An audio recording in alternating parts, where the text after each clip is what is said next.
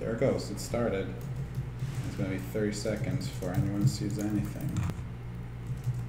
Chat up. Close that down. I'm so tired. I do this every Friday. It's like I'm prepped. I'm ready to go. And then like as soon as I'm about to speak, it's like every ounce of energy just leaves. But yeah, I'm brain farting already. I'm so tired. Well, that's a good start. TVGS is not online yet. Actually, let me go ahead and transition to that real quick. Because it's starting in the thing. Yep, there we go. Cool. That's coming through. Nice. That's cool. Anyway, so I forgot we're on live. So hello everyone. Hi. So this is our third episode of the Unreal, John figuring out Unreal of the Build a Game series. We were supposed to have this probably like a month ago, and I think it just did not work out because snow happened the one time, and then we just like had to catch up on a few other games. So Make it snow chinchillas instead of rain chinchillas. That's true. they're coming down as meteors, maybe. So, but anyway, so we're actually back. I'm going to make an attempt to try and have like something substantial in the game. I did have like a new setup this time, so like it's actually, you get to see like everything I'm doing. Or I guess more importantly, I have two screens and can actually like move between them fairly easily. So actually, let me transition into that and minimize a few things. So I have in like one window, I have the spreadsheet, which kind of just been more, if I can like move over here. So this is like for the people in the room. Do we want to do introductions, I guess? Yeah, we should do the introductions. Just a little. So I guess, I'm John. I do mostly Unity programming. I mean, I've been on nearly every stream, so, but, programming background, I'm like kind of familiar with Unreal. I'm familiar enough that like I can do stuff in it, and the last couple streams have been kind of me struggling to remember how to do things in Unreal, but I'm getting there. So, Taro. Hi, my name is Taro Mia, Executive Director here at Tech Valley Game Space. We will be watching John make a game. Yeah. That's your intro. You're watching me. You can also follow me at Omiya Games on Twitter. You can also find my games at omiyagames.itch.io. You can also follow TVGS at TV Game Space on Twitter and Tech Valley Game Space. Oh, no one's there. Just the door open. Remember, there was a mouse that scurried out from that door. I hated that. Actual mouse in space. I don't know where it came from. It just like, it's like in my bag almost. I was like, I mean, it probably came from the basement, considering the basement has open areas that just go under the street. Oh, I see. Well, to be clear, that was last week. Yeah, that would sound just about right. if either of you want to do intros, I will not pressure you into it, but you are welcome to introduce yourselves. I'm Ryan. Go Extra Life.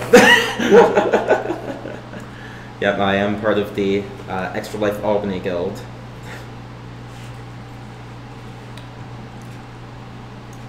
Yeah, that's fine. So what we're doing tonight, is we're going to try and speak up a little bit. I'm like, my voice is already going. I've been like talking too much at work. Yeah, it's been a long day for me too. It's been just a lot of long weeks, I think. But so where we are right now, I don't think I made too much. Oh, what? Okay, it's back. I tried to remove the bionicle. So I also did. I'm gonna turn some volumes down real quick. There we go.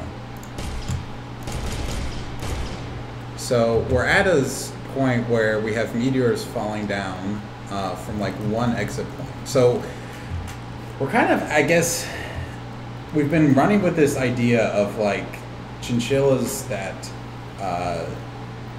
you know, hatch from meteorites into chupacabras, and we have like this dust. I guess the mechanic we have.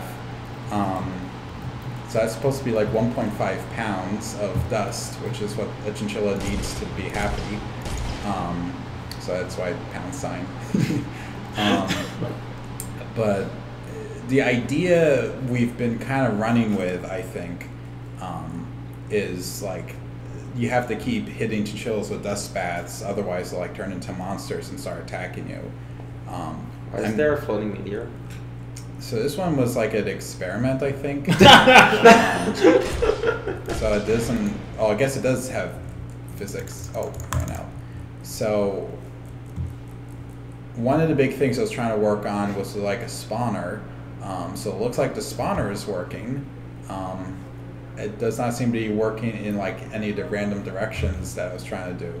I am also trying to have this be a vending machine where I suppose there's like some sort of currency, or you just go there to replenish. Because right now I ran out of dust bags to throw. So that's supposed to be. So that's like what the bags actually look like, prefab, so to speak. This is getting fairly complicated. We also have this guy still there in the bottom. So this is the first attempt at a chinchilla of just Google image and just plop a texture on the square. We got that far. We have a whoa, dang it. All right, I'm gonna stop that. There we go. So we have this chinchilla is a model we got off of Google Poly, I believe. So I can actually switch back into that, I think. So I am not actually. Hey. Hello. Hello, Paprika. There. Say hi to George. Hi. Hello. Oh, and Alex, excuse me. What? Alex, a George, human. Alex. George. Oh. Dog. I'm sorry. Oh, you're an actual service dog. I'll let you do that. Oh, you're a very friendly service dog.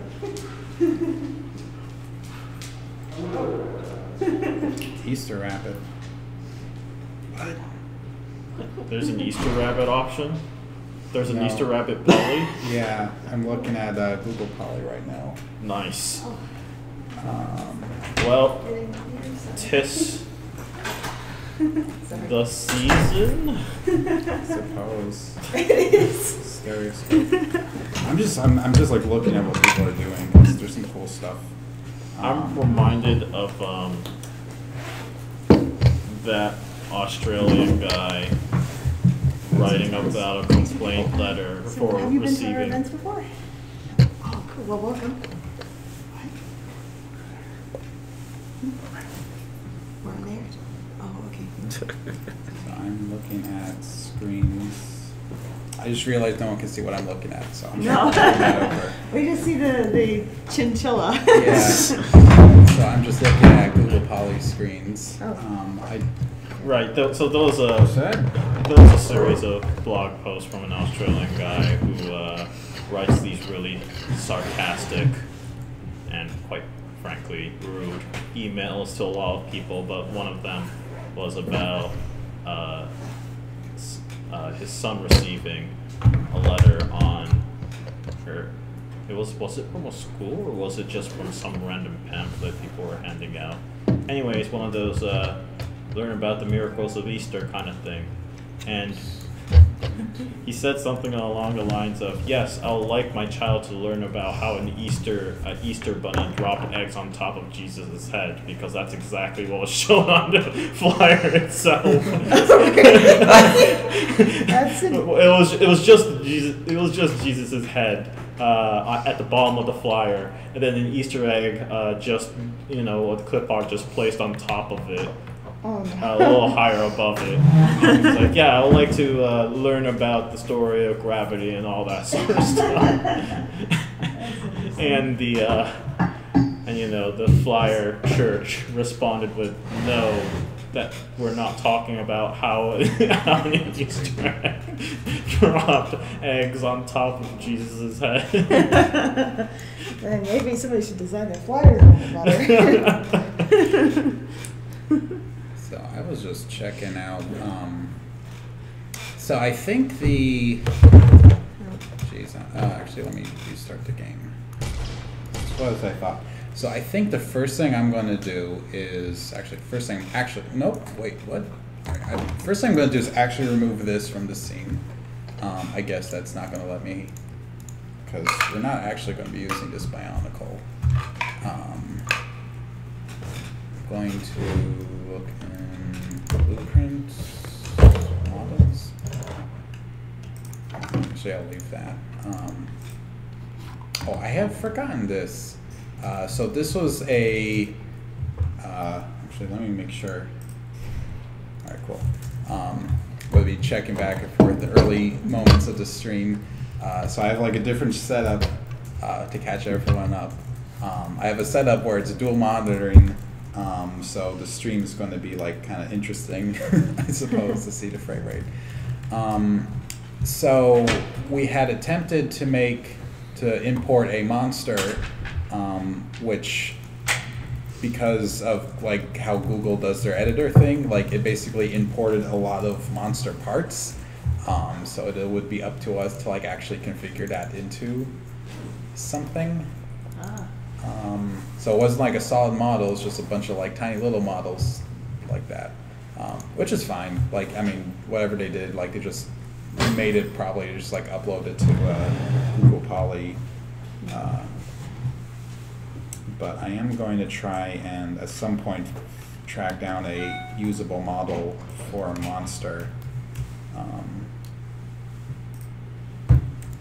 It's a snow monster. In the meantime, I guess we should have a conversation with Twitch. Yeah. What is Twitch saying? Probably not a whole lot. Hello! I mean, I did get a notification that the stream started, so that's a good start. Yeah. That's alright. Hello, Twitch. Sorry. Yeah, Twitch. So you actually cannot download.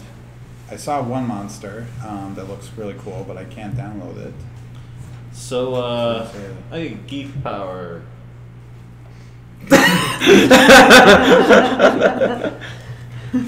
So, a question to the viewers,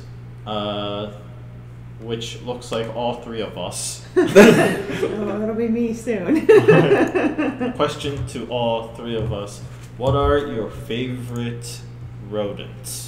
And by rodents, I mean the scientific classification of rodents. These include mice, hamsters, Cats. bunny rabbits. Cats are not. No. Cats are not. Cats They're I'm pretty darn cute. sure chinchillas are rodents. They look like it. And chinchillas Yes, are pretty cute. Sorry. Chinchillas are rodents. Yes, but they're cute. I like guinea pigs. Oh, guinea pigs are. Oh, they're such patient animals too. Well, the ones I met, anyways. I don't think I've ever met an impatient guinea pig, but I haven't met too many of them, honestly. Hamsters. Hamsters. They seem impatient. Hamsters are.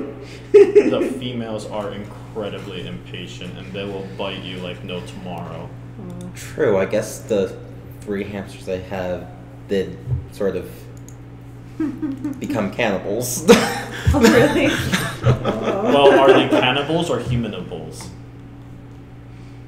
Cannibals, since they ate themselves. Oh, really? Well, not like, but like they ate each other in the cage. Oh, gosh. Oh. Oh yeah, no, they're highly territorial. Oh, They are very highly territorial. well, that's not good. Yeah. At least we assumed that's what happened because they were in the cage and all of a sudden they started disappearing.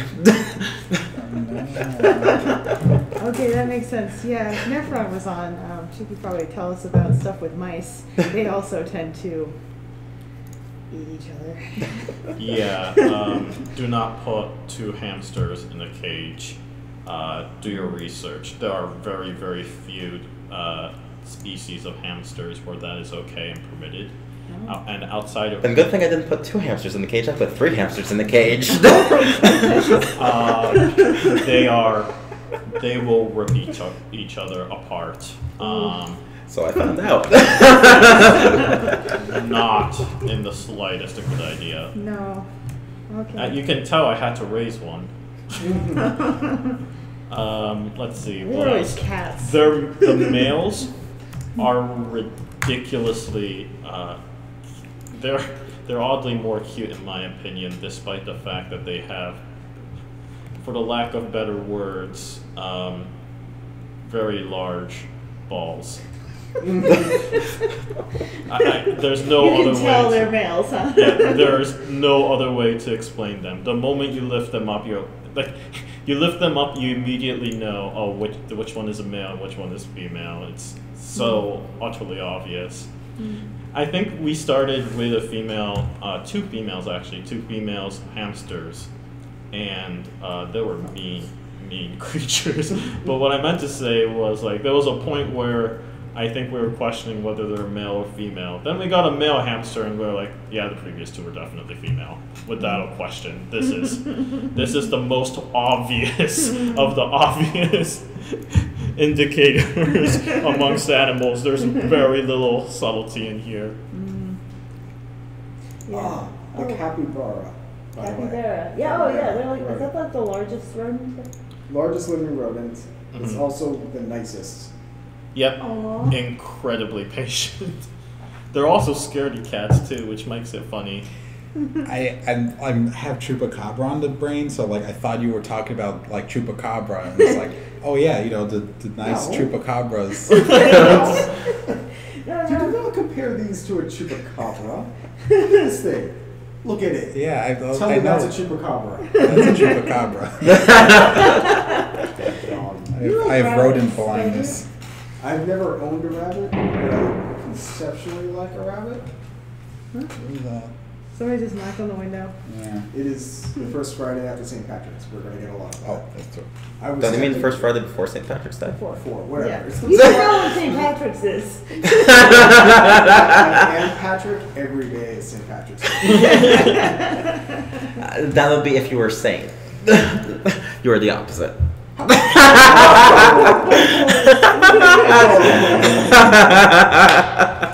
Okay, so I hope somebody didn't drive here.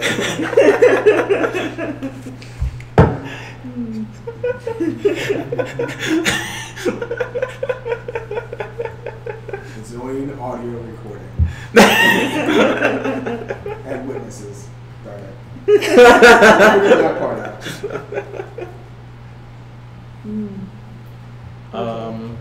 Yeah, I'm gonna message Nephron, get her on here. Nephron's my sister. Her username is Nephron Hunter, so her actual name is Francesca. Can you give her address and social security number? Hey, I am her first. Okay, that's true. I pretty much gave all of her name, but it's quite possible people mistake me for her. People actually do call me Francesca randomly. For some reason, people know that name better than yours. Yeah, my name is a bit unusual compared to Francesca.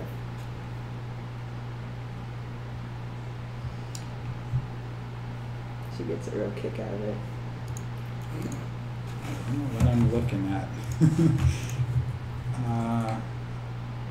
This does not seem as hard like the first time. I'm trying to set up like a basic UI where I just get like a little variable from my character that says how much ammo we have, and it is.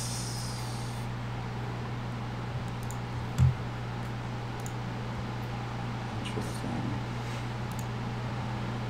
Oh, there we go.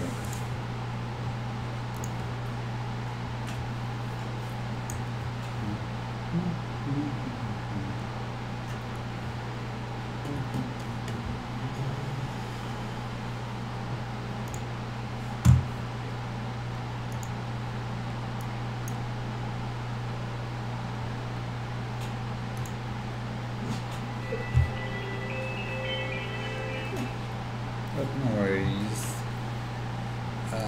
Just gonna compile that. Is anyone on? Just gonna check.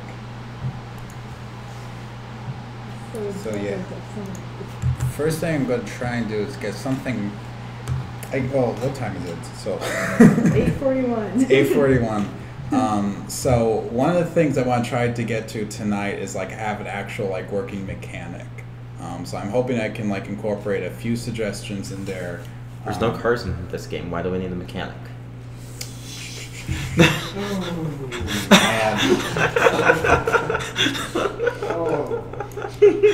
Oh, maybe we have a chinchilla mechanic.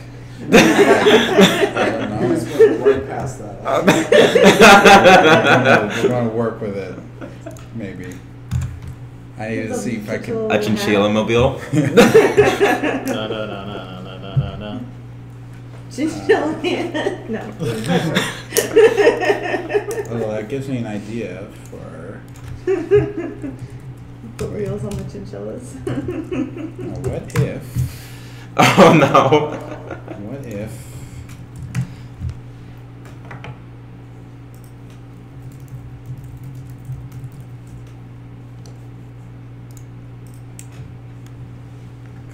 All right, there we go. I have a dumb idea. You can do it. I definitely know I can do it. I did not mean that to come off as mean. I can. There's a badger. There's a ferret.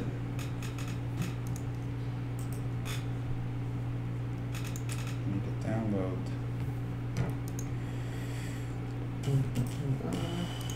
Alright, I'm going to open up my. Whoops. Oh, can I ask you to check Discord real quick? Sure. Uh, Nefron Hunter is grocery hunting. Oh, I see. That is a good reason not to be on the stream. She's adulting. Yeah. As an older sister, I'm very proud of her. I had an adult this weekend. Or no, last weekend, I guess, because I had to buy a new car. And Oh, how did that go? that went pretty well. I got a decent car and also 5 years of loans. So, Oh, yeah. so, but I mean, it's about what we figured. Well, It is a. Did you get a Tesla? I didn't get a Tesla. I I got think it'll be more a. than 5 years of loans. I got a Dodge. If I can remember this, because I don't know cars at all. I got a Dodge Journey GT I'm looking used. that up now. So that was like, it was like used with like 13,000 miles on it. So it was like, That's all? yeah, it's like a lease or something. We have like, there's like a dealership like 5 minutes away from us that mostly collects leases or something. So That's good. Oh, it's actually SUV-like. yeah, Oh. it's got 3 rows of seats and I can drive it with an app. I can't drive it with an app. I can start it remotely. I convinced my brother I could drive it with an app. That's okay. You do you. I don't know, it works. Yeah, I know. Deal. That's pretty cool, actually. Yeah. It's a cool car. I am enjoying it. That's the important I have a. Whoops. Need to get back to hats. So I now have an idea that will be very I funny. should probably mute my computer. Mm.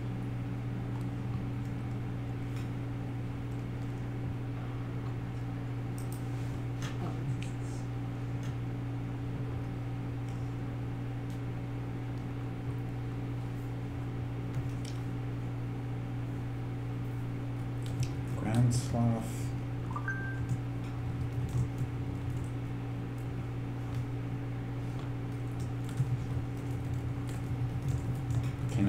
Oh, there we go. Everyone's got stuff going off, which is fine. I know, I mean, it is fine, but... I'm sorry, I might be generating some of those messages too. That's those are my devices though. All with Yeah, I just messaged you. Well done. Oh, they have a tapir. Tapir? Whatever, this thing. I'm gonna put up. Oh, those, yeah. Look, I'm going to be honest. It's capybara and nothing. It's bad. Oh, those actually are nice try.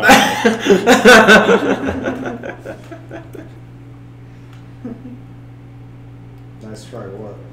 Oh, I you're messaged not- him ding question mark. Oh. nice. I approve. You just message Taro. It'd be just a running gag. We message you every time we start the stream. Ding, ding, ding.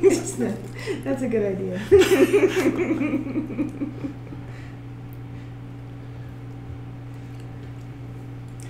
You know, I'm like looking at Google's like, I'm on Google Poly. I'm looking at Google's, you know, the stuff they uploaded, and I'm seeing like jackrabbits. Like, I'm going to be so mad if there's like actually a chupacabra on here that we've been working with. I'm not going to be mad. I'll just swap it out, maybe. Did you try searching for it?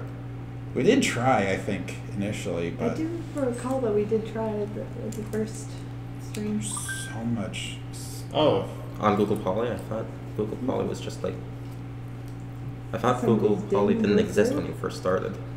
No, we started in like January this year, I think. This is all from. This is pretty. I guess it's like about 6 months old or so. I mean, everything they've uploaded is from October 2017. Oh yeah. I guess Poly was launched in November.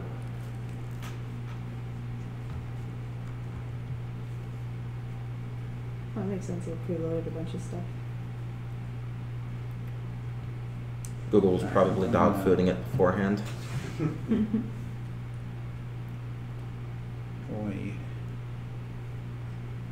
I'm gonna look for another minute for just cool junk.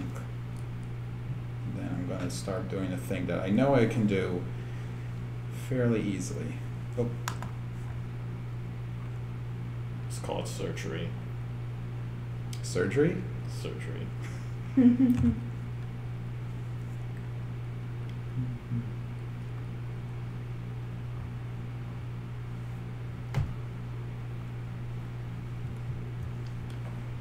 Boy.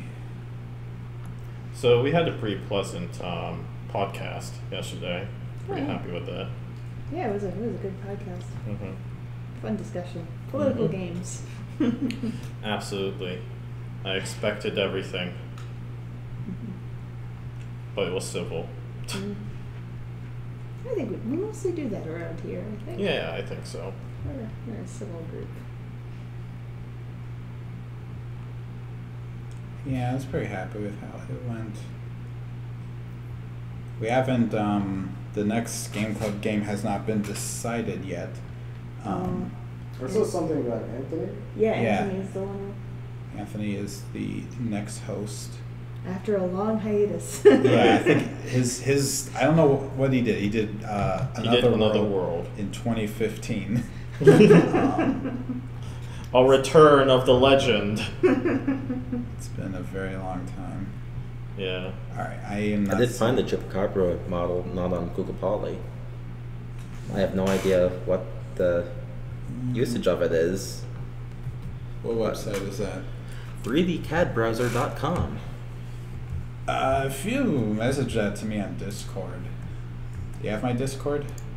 I'm on Discord. I'm on the Discord, so if you just like point it out to me, that would probably. Wait, no. Actually, if you're on. Yeah, I can just click your icon on the TVGS streams. Yeah. If it would let me click your icon. So I'm Right. gonna- There we go. There we go. Cool. Paste. Send.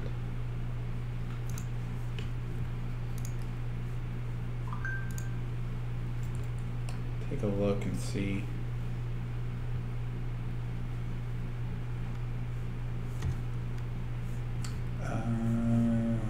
to register for a thing.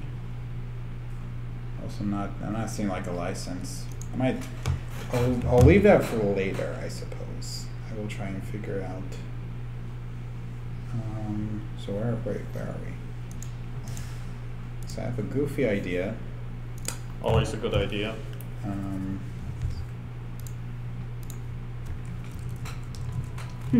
It looks like that website I sent you, if you get a free account, you get a model to download each time you upload a model.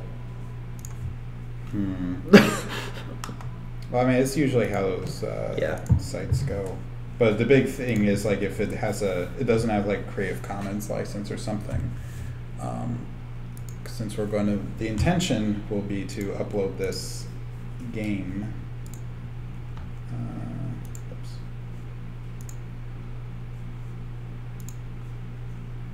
It just occurred to me, I did the same thing I did. Wait, oops.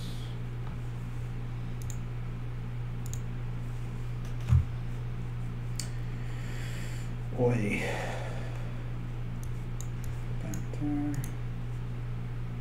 Export. Promise something interesting will happen soon. Alright. Wizard hat. We cannot guarantee that promise. Sorry, I'm sure we can.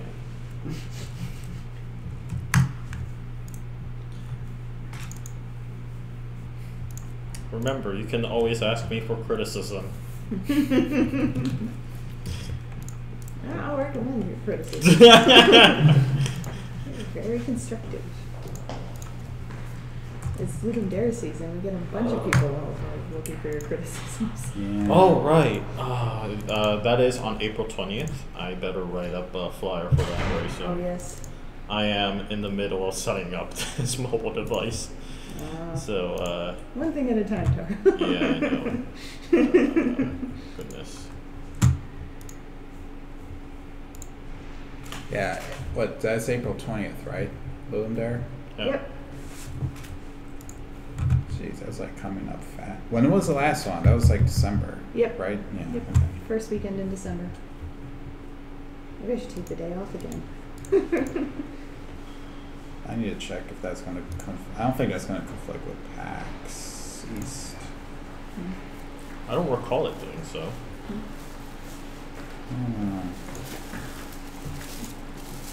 Pizza if anyone wants it. Thank you. Thanks. You always bring food. This is your fault, George.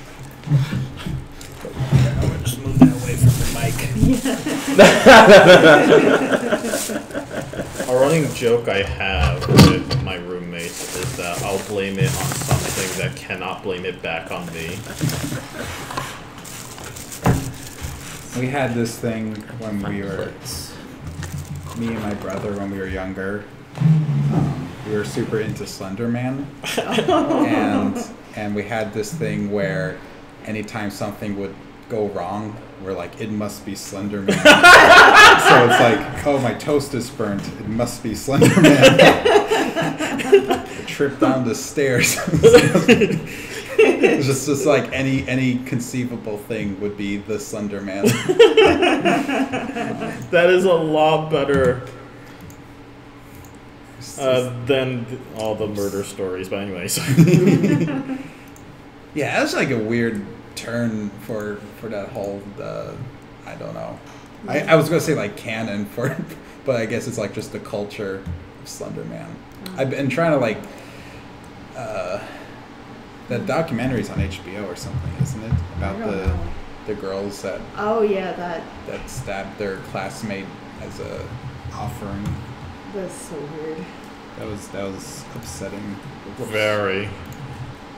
Like, you're left with, did they really do that on purpose because kids are mean? I got a sense that it was, I'm going to make a new folder. Hats. Yeah, well, I think one of them. I got a sense there was like some mental illness or something. Because I don't think they were like, I think it was like they couldn't tell reality from fiction sort of thing. I think one of them definitely. It's very. So it is. Yeah, there's an HBO documentary. Beware the Slender Man. There's also. Wait, what's happening? Didn't do anything.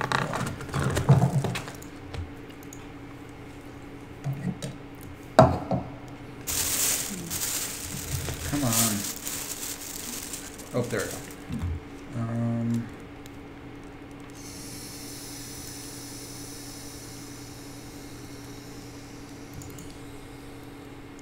I always thought that was like the Slender Man was like they just kind of invented a story along the way, given the original meme was simply just an image on something awful. Yeah. Well, I think it was like, you know, people latched on. I think like video producers like kind of latched onto it as a thing. Actually, I'm going to delete that. Or can I adjust this?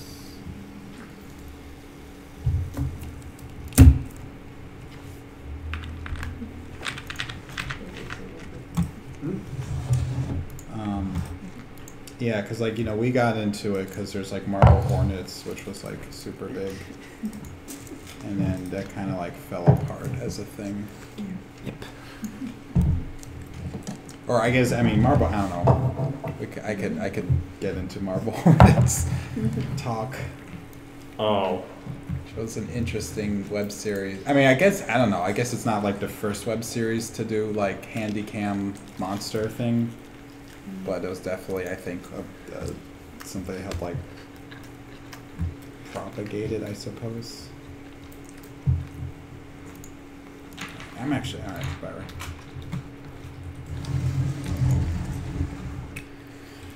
And like, to be clear, it's not like I don't think all of us like dislike creepypastas in any way. It's a little more disappointing.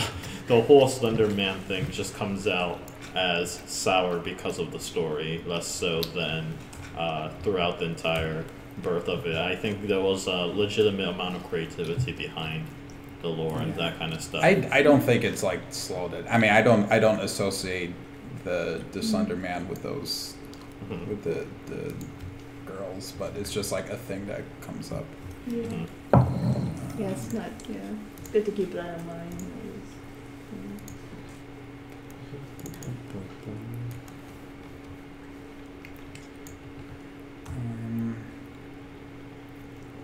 Importing models is so fun. Remember, everyone. So the website that I sent you, it does say all downloadable resources available in 3D CAD browser catalog may be used free in your own or commercial projects. All right. Oh, cool. I might take a look at that because it did look like it might work. I mean, I guess it theoretically should work, but it also just may be a pain to set up because CAD, I from personal experience, I have had. It says. Well, if it's like OBJ or something, I mean, it can be downloaded in Yeah. Max, OBJ, 3DS, FBX, DXF, LWO, STL, WRL, MA, DAE, X, and ASC. Scaling's all funky. Remember, excuse me. Darn it, it's a little too late to talk about that. So let me change the topic and say GDC. Anyone excited for not going to GDC? Seeing that I know nobody around here, unless Alex, you plan on going. No. All right. Cool. So we know people going. We do know of a wild Jamie going there. There's people. It is snowing outside. What? No. What? Oh, it is. It is snowing. I'll see how bad it's gonna get. I'm sorry, that is more important than anything else. More snow. More snow. No more snow. Can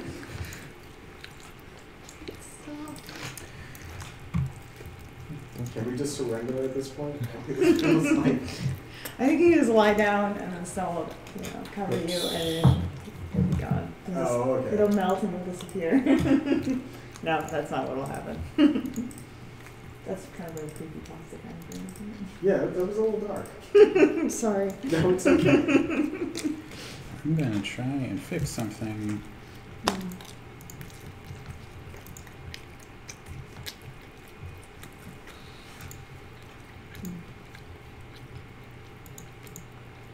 I do. So go on. No, go on. I do kind of like the creepypasta sense of horror from compared to, let's say, I mean, because creepypastas are largely just a retelling of campfire stories anyway, so compared to, say, you know, B-movie grindhouse horror, or like, you know, monsters horror stories, just a generic version of it, less whether it be like vampires, werewolves, and so forth. Because, like, I mean, one could argue monsters are meant to be some sort of metaphor of a specific class or specific Fear. types of fear, Yeah. but like, I think a lot of times that fear is or that explanation is often lost on the grand majority of the audience. So to me, like, I just don't, and so then, like, what is the horror left behind that? And if it's literally just grindhouse horror of, oh no, there's a lot of blood and gore that we should be concerned about. I mean, I don't like seeing blood and gore, but I just feel like that's just disgusting. You know, less so than horrifying. Versus, I think, like, campfire horrors stories, along with creepypastas, tends to go along more the lines of taking things to the creepier extreme. And to me, that's much more interesting to kind of have like, imagine the worst. And I mean, it kind of doesn't matter how it ends. Like, your imagination is of how far terrible this situation is going to go is like the more entertaining part of that exercise to me. Yeah, it's I kind of like horror that kind of engages you, like, Right. mentally. The blood and gore stuff, it's like gross, you know? But stuff that, like, gets you to actually think about it a little bit. That's why I love to read the fridge horror stuff on 3D tropes. Yeah. I think that's why the SCP, the what is it? Secure, contain, protect. Yeah, I think like a large part of why that was successful was because it capitalized on specifically the aspect of things. You know, one, it is very dryly addressed, so like you're missing a whole lot of emotions out of that, and your mind just kind of fills in the blank for that.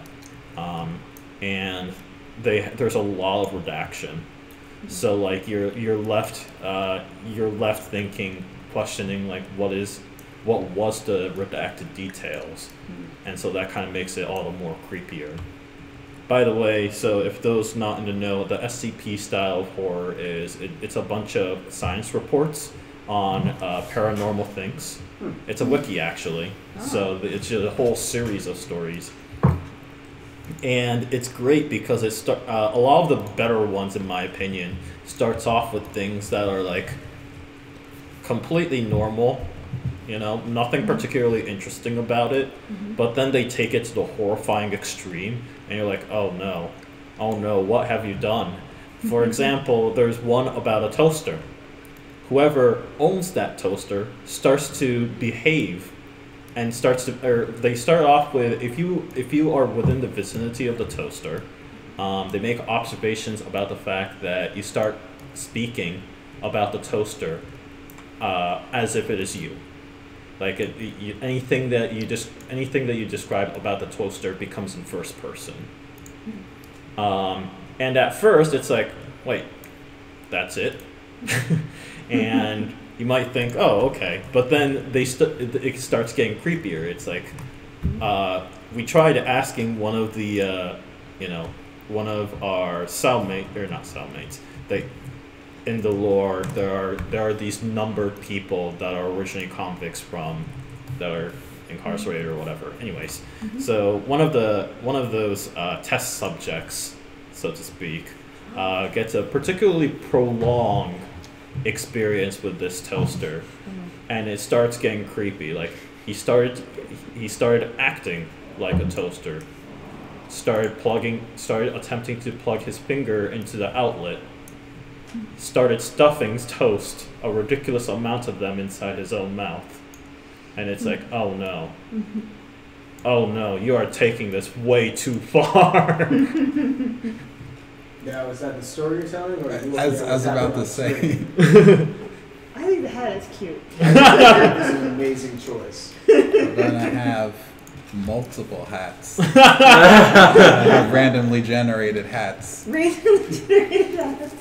for no reason. We will also have an in-game shop where you can buy more hats. I don't know. We're going that far. Yeah. We'll also have a lot of meme videos about hats. Oh, we gotta have the video with the chinchilla and the dust bath though. Yeah, that's from true. the first episode. That was adorable. What It was a happened? very happy chinchilla. They did look very happy. Like everything is right. Yep. But yeah, so for those interested in SCP, it's a free wiki. Go check it out. I will definitely check it out if you are of older age, that is within high school-ish age range. I do not recommend it for middle school and under. Can you get a different material on that? I'm already liking where it's going. Ah, Dark Mage. Yes! If you get a purple tint, no, I'm just joking. Make sure it's on fire. Nah, we're not dealing with that yet. But dust baths. Oh, we see another person has joined us. Is it who I not think it is? Oh wow. Quite a few people actually. Yeah, actually. Oh, really? Nice. Yep. I'm counting 8 people. Yep. Wow. Most 5 of them are us. The 2 are bots. Are 2 but of them that's bots? cool. Yeah, that's cool. I was gonna. So when you're in Japan, because it's a small country, you don't do campfire stories. You do school horror stories during the summer because that is a good way to chill yourself out in an absurdly hot location. Yeah, Japan's summer is humid, ugly humid. You're like, why is the sweat not helping me? Anyways. Oh yeah. We're just sort of sit in your A lot of it So you is tell stories about Doki Doki Literature Club? You might be surprised at how not far from the truth that is. Yeah, Japanese horror stories do often involve ghosts, but they're less It's weird because you look at a lot of the monsters that Japan has, and they're not very scary from an American perspective, but it also the point of their existence has more to do with how absolutely abnormal they are than the fact that they like werewolves, they completely slaughter you into bits and pieces kind of thing. They're less interested in the shredding part and more interested in like there's something. You're different. There's some. The horror is around you. They're just a little off, and you just never noticed it, kind of thing. So like Nopetable. Yeah, that's one. I think Nopetable is like just a person without a face, no facial features whatsoever, outside of plausibly a nose, depending on the depiction. But like no eyes, no mouth, no nothing. Huh. And they somehow talk. So like the usual story goes, they try to convince you to look at their beautiful face, quote unquote, and people are horrified by it. But those are the simple ones. Anyways, so I haven't talked about actual school horror stories. Oh dear goodness. This one is one of my favorites. So this one is aimed more towards elementary students and middle school students, which will make you question Japan in general when you hear the conclusion of the story. But I'm already building it up, am I? So the story goes as follows. You go to the bathroom because Japanese schools are like vertical. You probably went up a couple of stairs, went to the bathroom because you really needed to go. It's like midnight. So you go to the bathroom. Hopefully you're a girl because this is going to work well for you. It's always girls. Anyways, so you're in the bathroom. You're doing your thing, and a voice talks to you. And she's like, "Hi. Do you want a beautiful crimson dress?" And of course, if you respond to this with, "How rude of you," and yes. Not exactly in that fashion, but yes is the key word here. The ghost flat out cuts off your head, and the blood that spurts out from your neck drenches your dress into a beautiful crimson color. So the point is, you go to the boys' bathroom.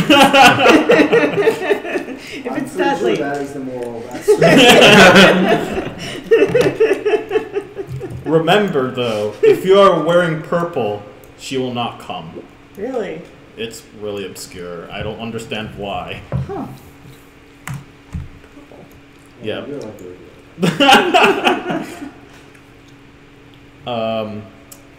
Yeah. They will have stories like that, which I mean, I guess is kind of grindhousey, but it's not. It's less about shredding and more like the implications of if you want a red dress, be very careful what you wish for, because you might want your head more. Or be careful of strange voices in bathrooms. In Exactly. I think it's generally. Yeah. I will say, like, so if you're asking, like, what kind of kid will go to the bathroom at midnight in the school? Midnight part, good question. I'm not going to question that part. But in regards to... Boarding school? Huh? Boarding school? No. I was going to... Oh, well, I see where you're going with that. Anyways. No, what I was going to say was it is normal for kids to walk to school by themselves without their parents. So it's completely normal for, like... It's plausible, then, to have, like, a lot of these kidnapping stories and, ghosts that, prey on the fact that they're alone and so forth. So that's a commonality between a lot of those stories. Which, I mean, it makes perfect sense. What age do kids start walking to school now? Elementary school, I think. Cool. No. I think I did as well, but I don't know if my experience was normal. Mm-hmm. It is not normal from my experience, but that's because, I'm an upstate New Yorker. Yeah, I'm from downstate, but that was when I was living in a Connecticut suburb, so... Mm-hmm. I definitely remember talking to one of my college classmates from New York City, and they were talking about, what Japan considers normal as, walking to your school and all that. And by the way, like, I talk about walking to school these are levels of going onto the bus by yourself and paying for that fee, by the way, or like going onto the train by yourself level of like independent walking to school. Like, anyways, so yeah, no, I was talking to one of my college friends about that a while ago, and they were talking about how that was also considered normal as well. It doesn't surprise me too much. It's just a situation that it is. You should totally play Okami now that that's coming out for the Switch. That's all about Japan. You know what else is coming out for the Switch? I was gonna Super say Smash Brothers. Oh yeah. What was I gonna say? Oh, so I was gonna say like Okami does a pretty darn good job of talking about a lot of what is it? A lot of Japanese folk stories. However, if I highly recommend it not taking it as gospel because Platinum, of course, well, it was Clover at the time. Clover, of course, kind of butcher a couple of stories just to make it all somehow canon and combined together in the same universe, even though the grand majority of these stories were written in like at least hundreds, if not a millennium of years apart. So it really does not make a whole lot of sense. Actually, ironically, the oldest folk story in there has aliens. So that one actually makes sense given the story was more or less about aliens. So I'm not gonna question that, but yeah, there's spoilers. There's aliens in that game. Also, that game is really lighthearted. You're like, oh, it's a Zelda game. Therefore, there's a whole lot of no. It's really just lighthearted, making fun of the fact that they're trying to stuff so many folk stories into one in like completely absurd ways. It is funny though, like a lot of times the more sadder parts are kind of funny on its own because they come absolutely out of nowhere, and you're like, oh, why this now? Like one of the characters more or less says exactly that. He's like, why this now? I wasn't looking forward to this. John, we should make this a VR game. We're not making a VR game. So, it has less spawning objects than the game you did for Rhythm Dare. It did, which I need to at some point release that. But there's already too many games I gotta need to actually release. We should probably give some tips and tricks about Rhythm Dare while we're at it. Go for it. Yeah. I'm figuring this out. So Rhythm Dare, I always say this in every single presentation about making games for game jams, which is time management is by and far the most important skill in game jams. If you're an artist, great. If you're a programmer, great. If you know neither of those, you have time to learn a game engine right now. But most of all, you are going to want to be as diligent as possible in making sure that you are meeting with the deadline. If you have a bunch of bugs that you're ignoring some of them, or you're paying attention to the most important ones only within those time frame, so on and so forth. It's very fun. I highly recommend checking it out, trying your hand on it. But I will not pretend that I do think it should be for everyone, but there are some level of stress that I'm sure may not be appealing for other people. It is, you'll have to attempt to find out for yourself. I like to think it is not as bad as I'm making it. Because, again, having fun is the most important aspect of these kind of events. It is okay coming in expecting to work with a team. Some places help you out in making sure that you have one. Other places do not. It might be It might help you to do a little bit of research on that, but that might be a little difficult to do so. Regardless, as with all things, working with a team does help out in some ways.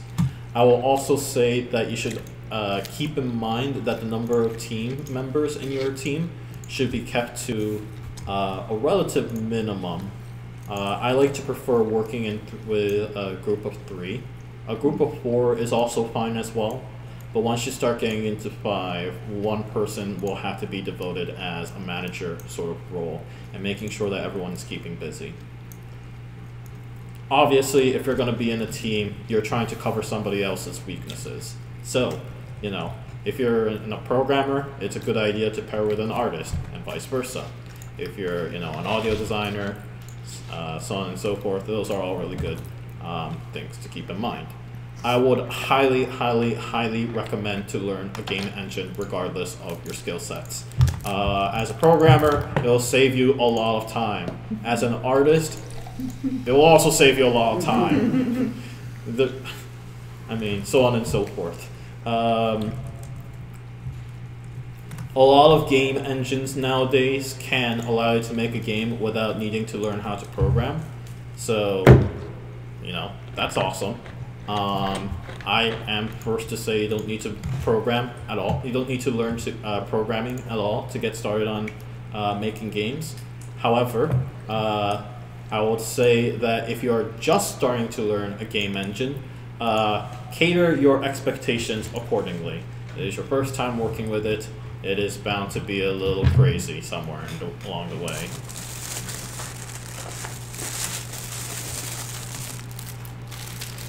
Feel free to use available resources so long as the rules so long as the rules permit you to do so.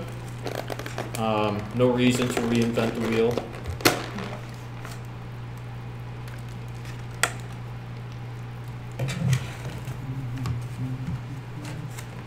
Yeah, those are immediately the things that comes to my mind. What about everyone else's? Oh, as Frederica would rightfully point out, visual novels are games as well. Do not close doors on any specific sort of game because you're not a fan of it. You might be surprised to learn that making them is a lot more fun. Yep. Interactive stories are fun. Yeah, very. Yes. I say that as someone who made a cookie clicker game, and I had a lot of fun making it.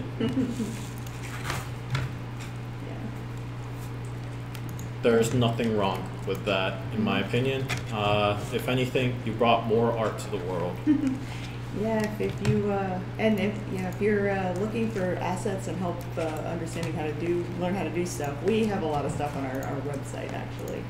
A lot of resources to learn how to make games if you're not in the area.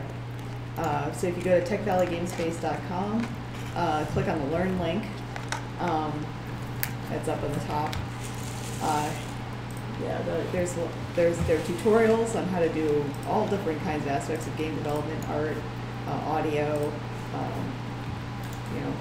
and I have my own little talk, micro talk from early last year, that has like a list of assets and places where you can get free assets. So if you're not doing a compo, if you're doing the jam, if you're doing it by yourself, or you need help finding like sounds or music or artwork, and if you're doing a visual novel, you can read about that too. We've got a video on how to make visual novels as well.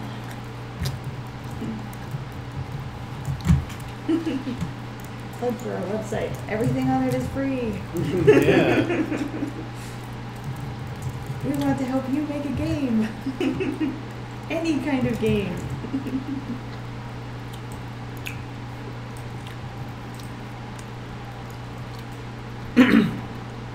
Oh, I think I usually like to prefer speaking from this perspective. I'm biased when I speak of this. I tend to favor people who makes unusual games. And with that in mind, I think I want to point out that a lot of people will say, like, game jams are an excellent moment to experiment. There are a couple of very good reasons as to why you want to do that.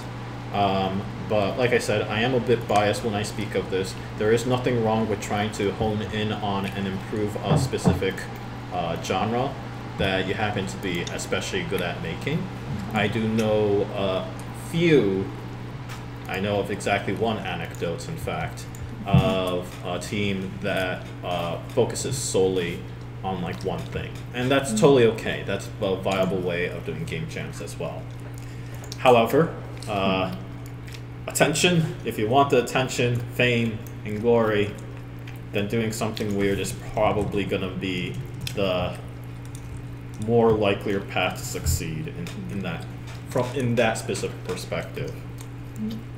Yeah, it's always good to use that time to like stretch yourself, learn something new.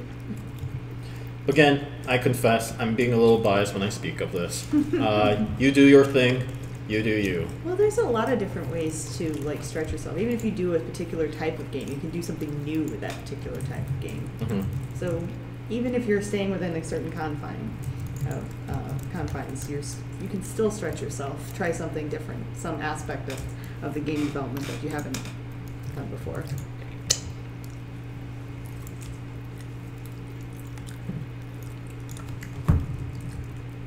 Honestly, that can make it a little easier sometimes if it's something you're already familiar with, to stretch yourself in a sort of, I guess, familiar way.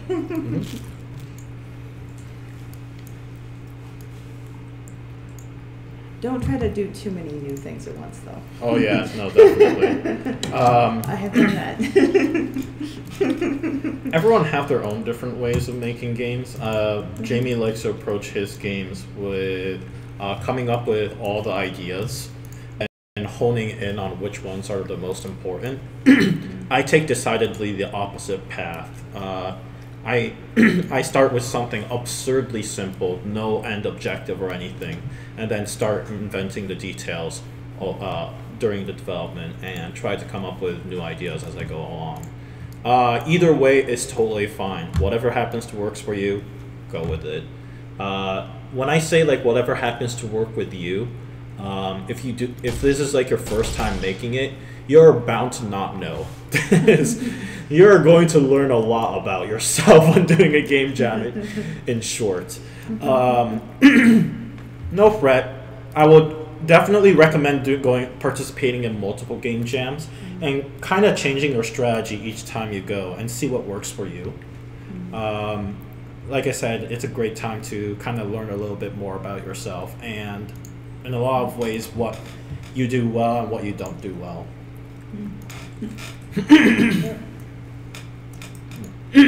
Yeah, excuse me.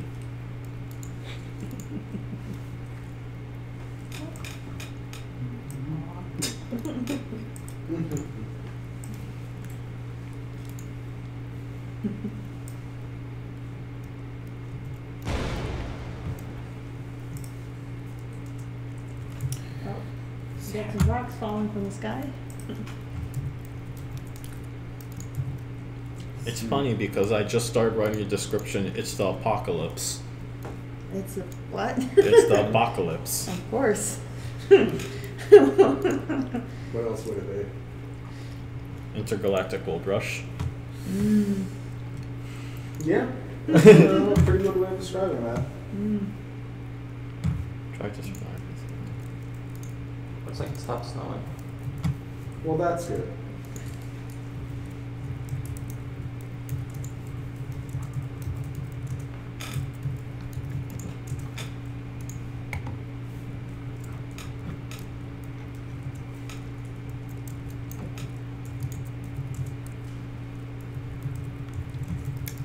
Oh, that's what's happening. I just realized You didn't the hat. attach the hat to the. Yeah, it's not bound to the chinchilla. The hat is defying gravity. So, okay, this might be working. I'm glad we're finally back to talking That's- about making games. It's working as intended. So I gotta figure out. What your real intent is. Well, no, I gotta figure out how to make physics work. Actual. Yeah, I think he already has the intent programmed. That is actually a programming term in Unity, in Unreal, right? Intent? Okay, I thought there were It could be. some It term does in there sound- called intent.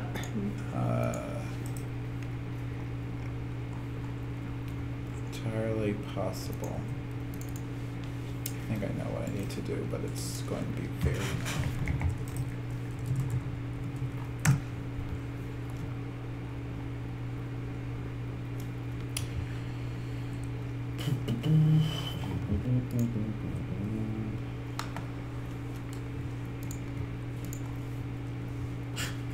I searched for Intergalactic Gold Rush and there's already a bunch of web portals that illegally reposted it on their site. That's what happens when I open source. No, I didn't open source this game. They literally scrubbed my game. Well. Wait, I think I fixed it.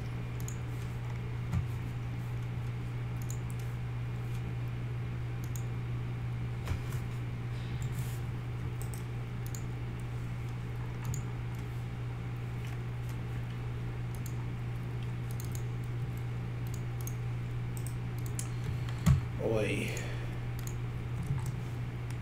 This may make it work. Oh my goodness. Yep, it worked. Such an important detail. Look at that. Such a happy chinchilla. I mean, it is Wait. a chinchilla, right? And not at all a wood mouse. Nope. Nice here.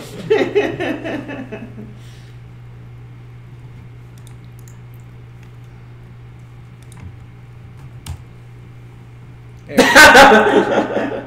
Oh, that's a very solid hat. Alright, so that was a very convoluted bit of coding to like just basically now every Does the hat still randomize? yeah, it's so like every time actually so let's bring us I'm gonna have the chinchilla just be here.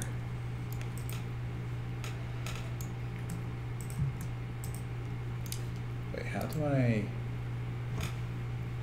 can I duplicate? I can't duplicate. Control D. Wait, Control W. Okay.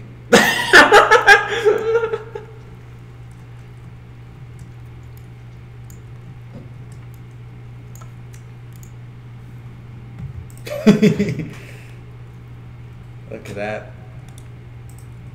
It doesn't look very random. Well, it's only choosing like 3 objects, so if we stop and play it again. It still doesn't look very random. Even the placement of them, it seems to be in a pattern. Yeah, let me mess around with that a little bit, but it's working well enough. Maybe if I add more hats. This is the optimal solution is to make it more random. Needs more hats. More hats.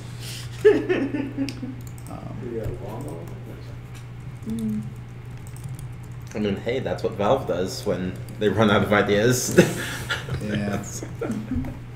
Did anyone see that interview with them recently where they're like, we're really jealous of Nintendo because they make games and everyone's happy that they still make games? No, it wasn't just that. It's he said Gabe Newell said it's because they make both games and hardware. Yeah. So yeah, I think because they're talking about like they really want to release like some VR games, which would be cool. I guess we'll see Yeah. if that ever happens. I will not hold my breath. I think they were talking about like Artifact, because like their last game, their last game technically is Dota 2, which was out and had their full release or whatever, like came out beta in like 2013. No, their last game was Bridge Constructor Portal. Well, no, that was an indie Okay. team. That was a Yeah, I license. know. Yeah. But technically, Valve was involved in it. Forgot what I was Are doing. these chinchillas gonna breed? Valve didn't even do most of Counter-Strike Global Offense. That's true. Wait, was I? Got a football helmet.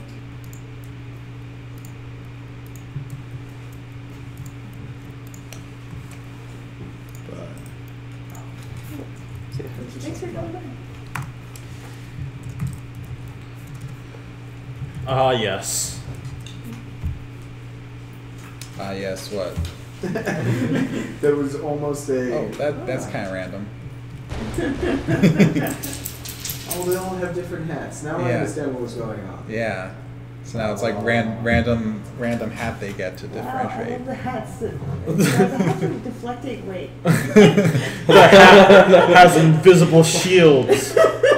Very, very resilient hats. I think I need a hat like that. I would never have to worry about anything falling on me ever. Apparently. They're not just agoraphobic. They're also rock-phobic. Rocks can't even get close to them. Well, we know now the chinchillas are safe. Yes. They're wearing the most important safety device of humankind. Yeah, we still have to give them dust baths so we don't try I love Yeah. some of the stuff that shows up. All right, on the Google second Poly most when searching dangerous- for hats. The second most important safety measures. For example, why does gold chest show up under hat? It is interesting. Oops. Lightning bolt.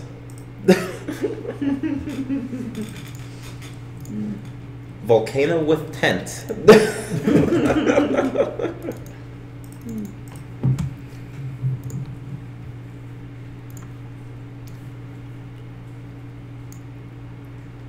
You should add a Darth Vader helmet as a hat.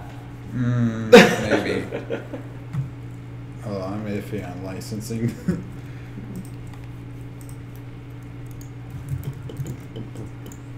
Alright. What other emails? Yes. What was this? Hey Fred, would you be okay with just sending that field trip email? Oh, sure. I could do that. Do you want me to do your Well, no, I'm Sorry. debating. I'm debating if I should wait for Jamie on that. I'm going to look at it some more. How do I import? Oh, import. I mean, if you think it's fine, then I'll just send it. Is my Yeah, I own think thinking. it's fine. Looks good. Cool. I have no objections to it.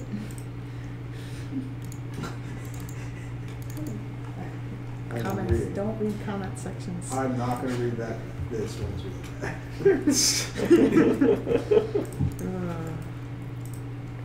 Or is it really good? No, it's about a game that was banned in Britain. Oh. There's an article on the top of it. Oh no. All you had to say was band and Tumblr. Kotaku, but Oh, Kotaku. Okay. yeah, they're talking about a game that was banned. And I was like, oh, that's terrible. I'm like, censorship. And then I read about the game. It's like, oh. Oh. Like in the U.S. still, we don't ban stuff like that, but I could understand. Is it why- along the lines of the game Postal? Well, Alright, anyway, we I cannot describe Nephron it. Hunter's on. Oh, good. And I definitely can't describe it. Everything is just in the world. Yes, we're still in the same game build. We're in the same game. Maybe. Send me a link to that. Is that a Google one? Or is Yeah, that- that's a Google Poly. You're a hamburger?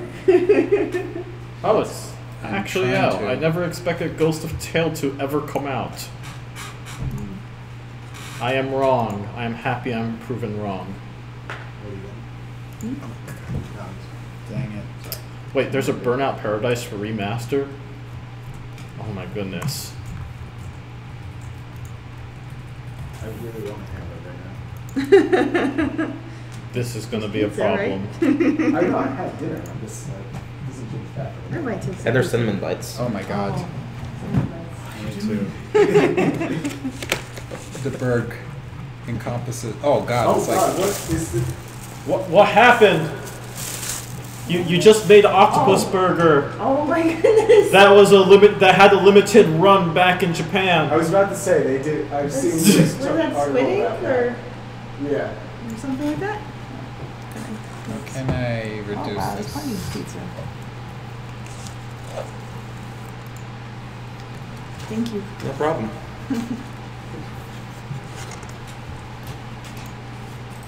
We were not prepared for this. No, sir. Who's accusing us of not being prepared? We were prepared. We were totally prepared. Nafron Hunter was offering. She thought it was a mouse army. Well, she knows it's a chinchilla army, but she's like she could share some horror stories from work. No, not on open chat. Yeah, I know.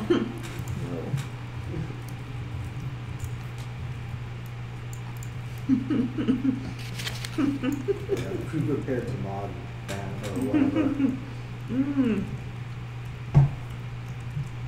Apparently, she has to request a cookie bake from you. Uh-oh. DIY agate cookies. Oh, what? They look like those geodes you could buy at like. What? Check Is that a recipe? It's a recipe, yeah. Oh, that's pretty cool, actually. Where'd she send you the link? She's a mod. Oh, no, I mean, can you get me the link somehow? It's not going to happen right away, Chess. I'm sorry.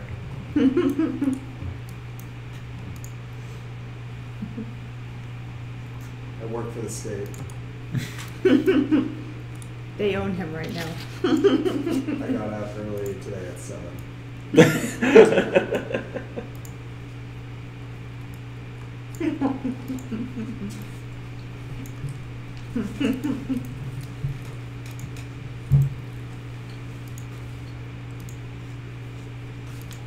She's the saddest panda ever. She will get in April, okay? I'll have time. We are giving this burger the defensive properties of a hat, right? Yeah. Well, they all got the same properties. You have a burger hat? It's more a burger backpack because it didn't really fit on the head that well. Ah, yes. A chinchilla without a burger is a chinchilla without cow meat. Well, what? Oh, okay, that is technically true. There are different kinds of burgers, though. Like turkey I need burgers. to check. That's a good point. Veggie burgers. A chinchilla without a burger is an edgy chinchilla. Okay, Taro is really towing the line here. I don't know, can I find something in the code of conduct? Burgers! I will say Parappa the Rapper 2, the first song in the second game is really darn good. And it's about burgers. I'm sure if copyrights were not a thing, I could totally play it here, but I have concerns. Where's it? Yeah, be careful.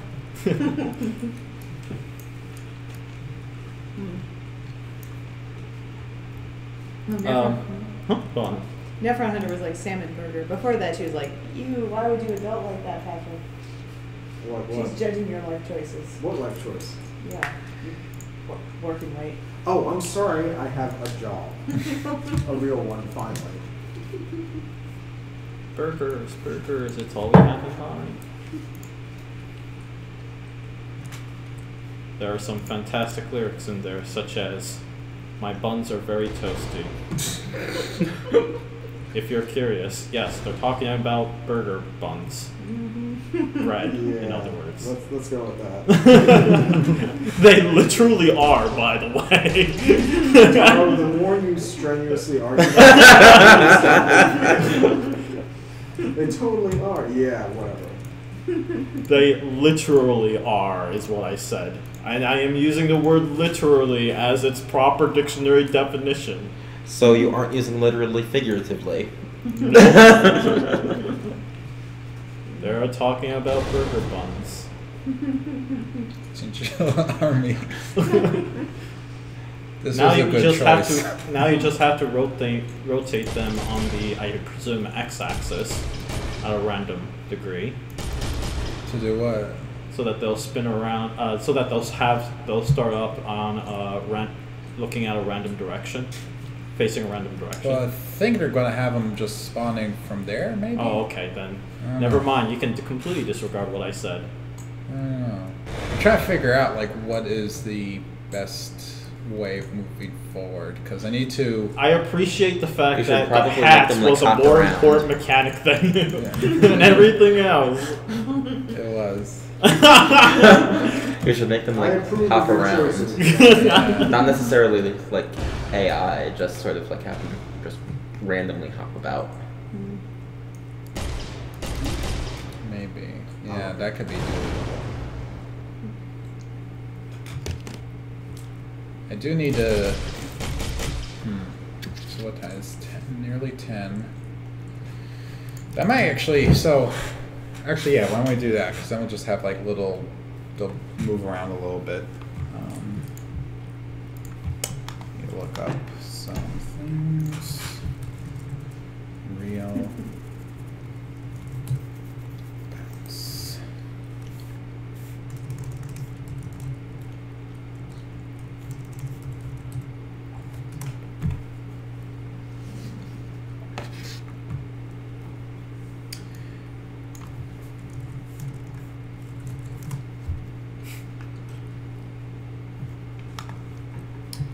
I need to look up.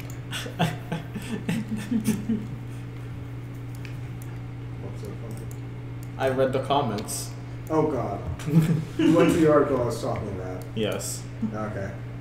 Um. Well, anybody who's listening would have been able to figure it out pretty easily. Yeah. Yeah. No. One of them was saying like, found that guy. Yeah, I saw that too. There was one later on that was really making me laugh, but who is this game for?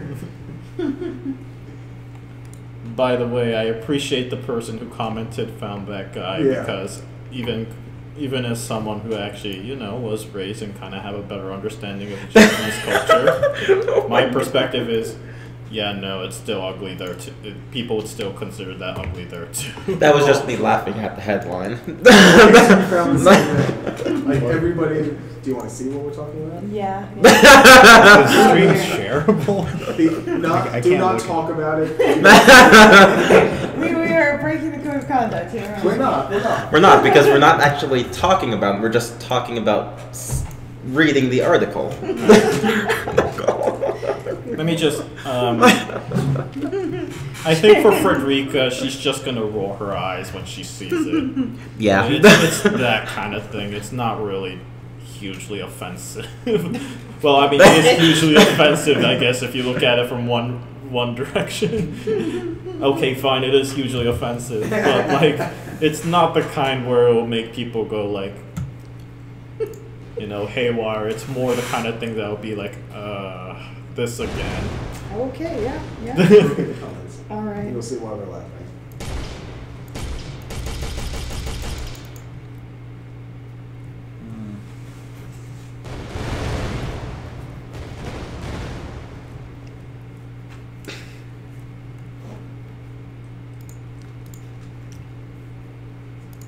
It's Chapin.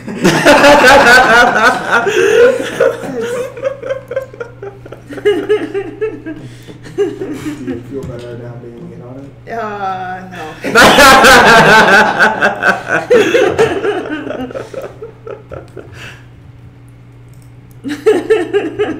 Okay, it's technically not banned, but it's effectively banned. Goodness. All right, new topic. Oh. Quick, find an article worse than that one. No. I mean, it is interesting. I was reading. Anyway. It's all this stuff in the news about Britain. Can I make fun of Britain without violating the code of conduct? There could be someone who's British on the. I mean. Yeah, but we're not making fun of them. We're making fun of the country. Yes. They could take it personally, though, depending on what we do. So. Okay. I will refrain that. Nephron Hunter says, break free from the rules, you guys who wrote the rules. I wrote the rules. No, I'm just kidding. We all We all did. You did most of the work. Wait, what if I keep saying I wrote the rules. No, I did that with, I worked with others to come up with and draft the rules. It was a collaborative effort. You did most of the work. Yeah, you did most so of the work. So anytime there's a mistake, you get most of the blame. Well, the rest of us were supposed to check it, so I don't know if that follows. I did have plenty of cases where, like, I would get caught being awfully close to edging on the rules. I think So I will say, like, I kind of wrote that to protect myself. it's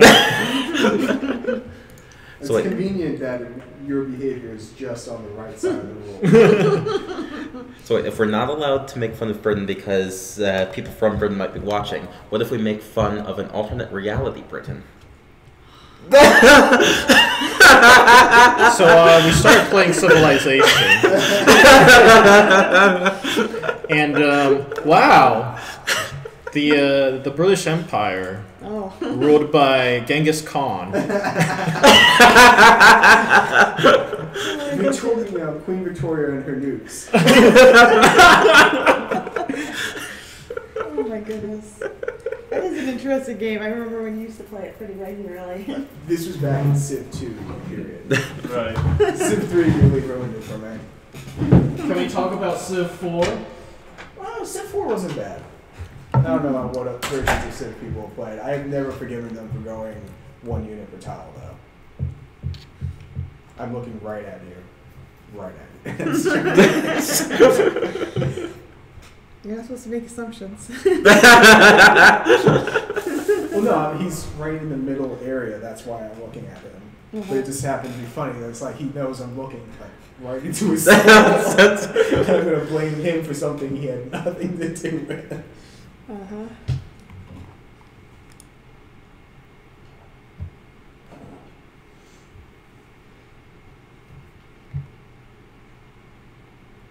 Also, people have played Civ, right?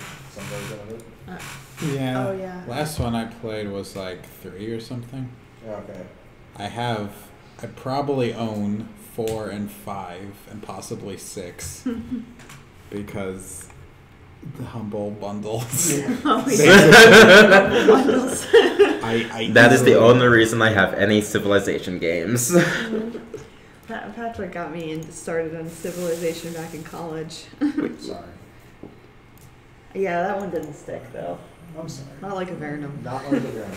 Did you see the article on Kotaku that headline starts with Bowser's only 4 feet tall? Yes. Yes, I did. I did not read that article, but I did read it. Bowser's only 4 feet tall? Okay. You know, We're not talking about that. I saw that one. Alright, no, never Because mind. John is off put, I am going to talk about that and only that. What are you going to do?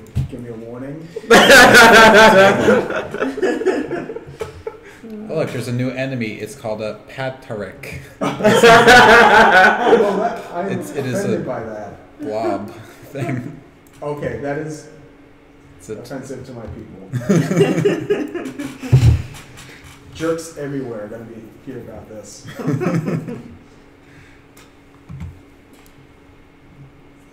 what am I looking at? What am I looking for? Okay, yeah. No more articles.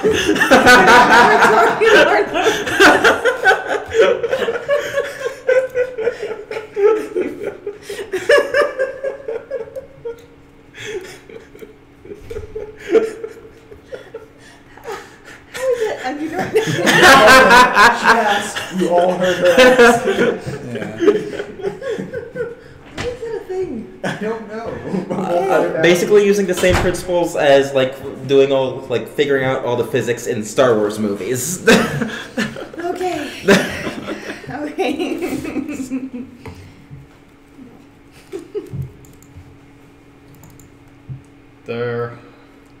We may not know realistically how big the Millennium Falcon is, but we know how big Han Solo is, therefore we can scale.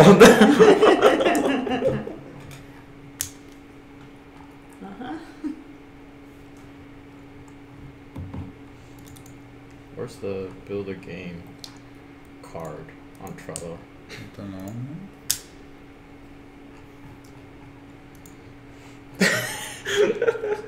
So apparently this one was figured out via the tennis racket. Yes.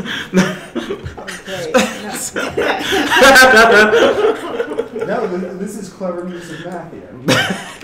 Wait. Nephron Hunter has a question about your Han Solo example. But Han Solo is not human, so how do you know how big he is? Wait, how's Han Solo? He's a Corellian. Are you kidding me? What is the difference? We know how big the actor who plays him is. Therefore. Then again, he could be. He's an alien, so. Whoa, no. Okay, well, we don't necessarily. Okay, we can measure in just the generic form of units. That's true. We can figure out how big it would be if Han Solo was the size of a human, theoretically. Okay, I'm looking this up. I have no idea what you're talking about. Is there some My sort of sister's a wiki? bio nerd. There's So. But also, well, there's a wiki for what is currently canonical, and there's also a wiki for Everything that Disney destroyed. It's like past. I forget. It's like 2014. There's a point where Disney is like everything Oh, they before. got rid of the extended canon Yeah. and stuff. So Yeah. there's like stuff like Which wiki do you prefer? To suggest? Wikipedia. Wikipedia? I think you can use Um, Han's. I guess you can use Han Solo as a unit in this case for the Millennium Falcon. You can have different units. Okay. Han Solo was a human male smuggler. It's from the planet Corellia, probably. Yeah, but it's... Yes, that's what they're saying. What am I? You can't believe everything that you read on the internet, Patrick. I do generally. That explains so much. It does actually. So there's a difference between being a human and a Corellian? I think No. Star Oh. Wars? Or you just were being difficult? Possibly. as You tell Nephron me. says, they're in a galaxy far, far away. The thing is, scale is important for biology too. So it does make sense that he would, if he is sort of similar to human, he'd Oh. be biologically. Yeah. Anyway. Speaking of the issue of scale relating to what led us down this rabbit hole, someone in the comments said, "Are we doing this? Because if we're doing this, then we're going to have to address the elephant in the room. Bowser has the ability to change size." Oh god, no! Okay. Oh Yes. goodness. Yes. So Okay, is we're there? gonna have to- So there's a wiki, right?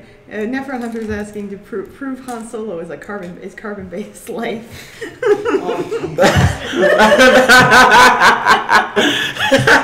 Bio nerd, I told you.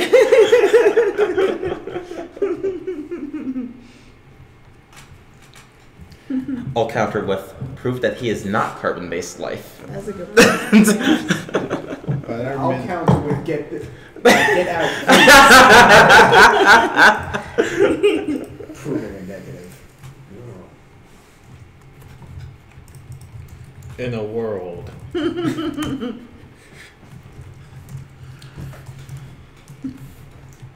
What is that game we played with Seth? Which one? Star Team? Space Team. Space Team. Yeah, that's a good one. Fun game. Yeah. Yeah. I'm sure Nephron Hunter can play it without the audio and us screaming. It'd be fun. Yeah. It's a fun game. frantic. Very. What happened? What? You put your hands up. I'm trying to understand how to do a delay. We're at the point in night where I'm just going to get this one thing working. I'm pressing the button and nothing is happening. It says push it. I did.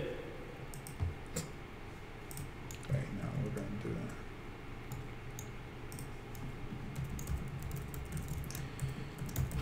that. At work, I'm like, so I work at a flight simulator VR company to catch everyone up.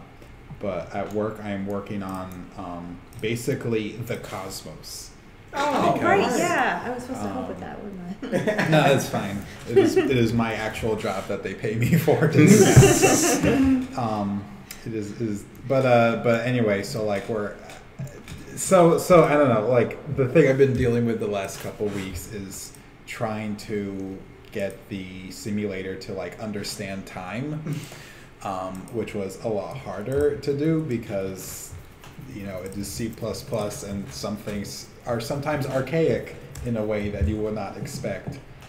So it took like a couple weeks for it to just even have like a concept of time that it could like reference off of and we could adjust. And then I've been also working on, I'm just saying this as a way to like jumpstart what I was trying to remember what I was trying to work on in this moment. But so I don't know, like I think I saw delay and then thinking of time, which I've been thinking about for the last month. But anyway, so like I've been like literally looking up sun calculations of where the sun should be in the sky. So far it's doing a figure 8, which I don't think works. I don't think that's good planet happening. But I don't know. I've been dealing with like so much like actual calculation of how does the sun move.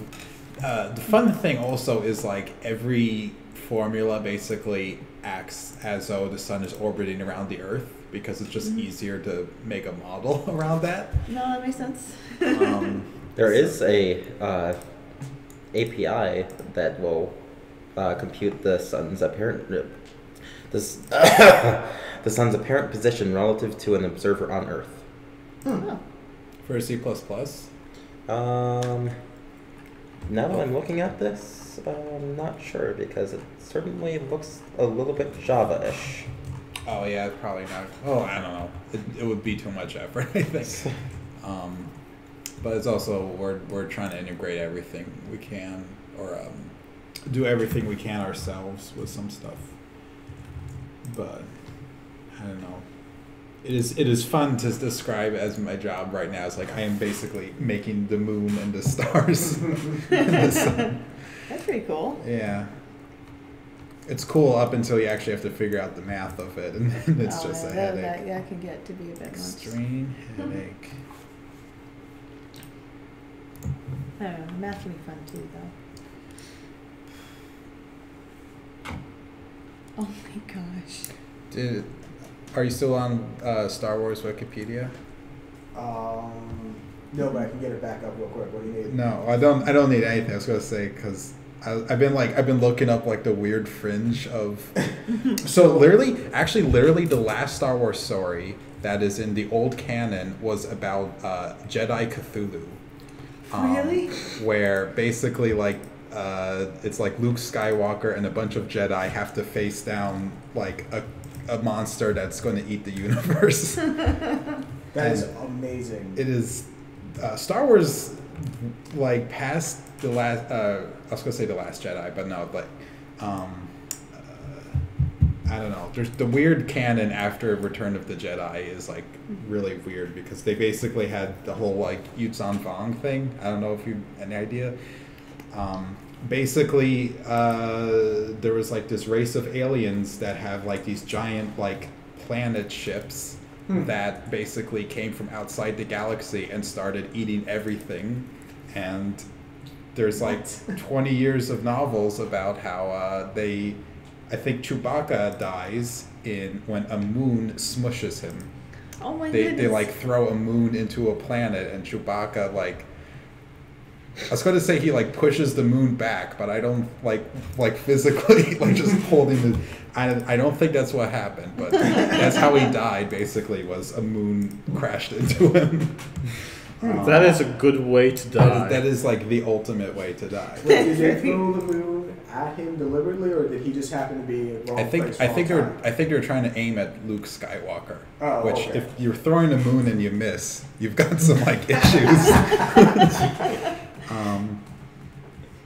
There's a lot of weird. There's like Emperor Palpatine clones. That I've heard about. That's like the coolest thing. There's like Han and Leia's like 16 children or whatever.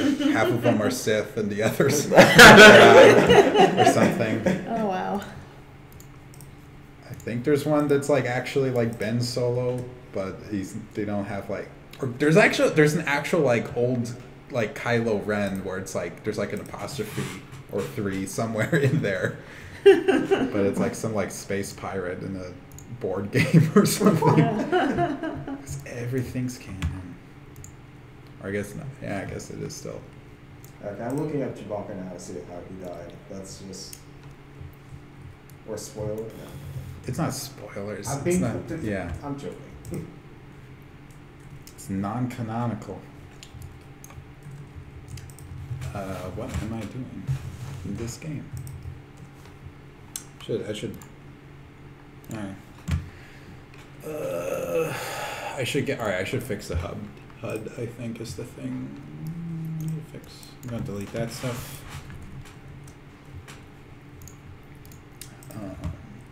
Compile. Alright, now I'm gonna actually get it so like we can have a counter of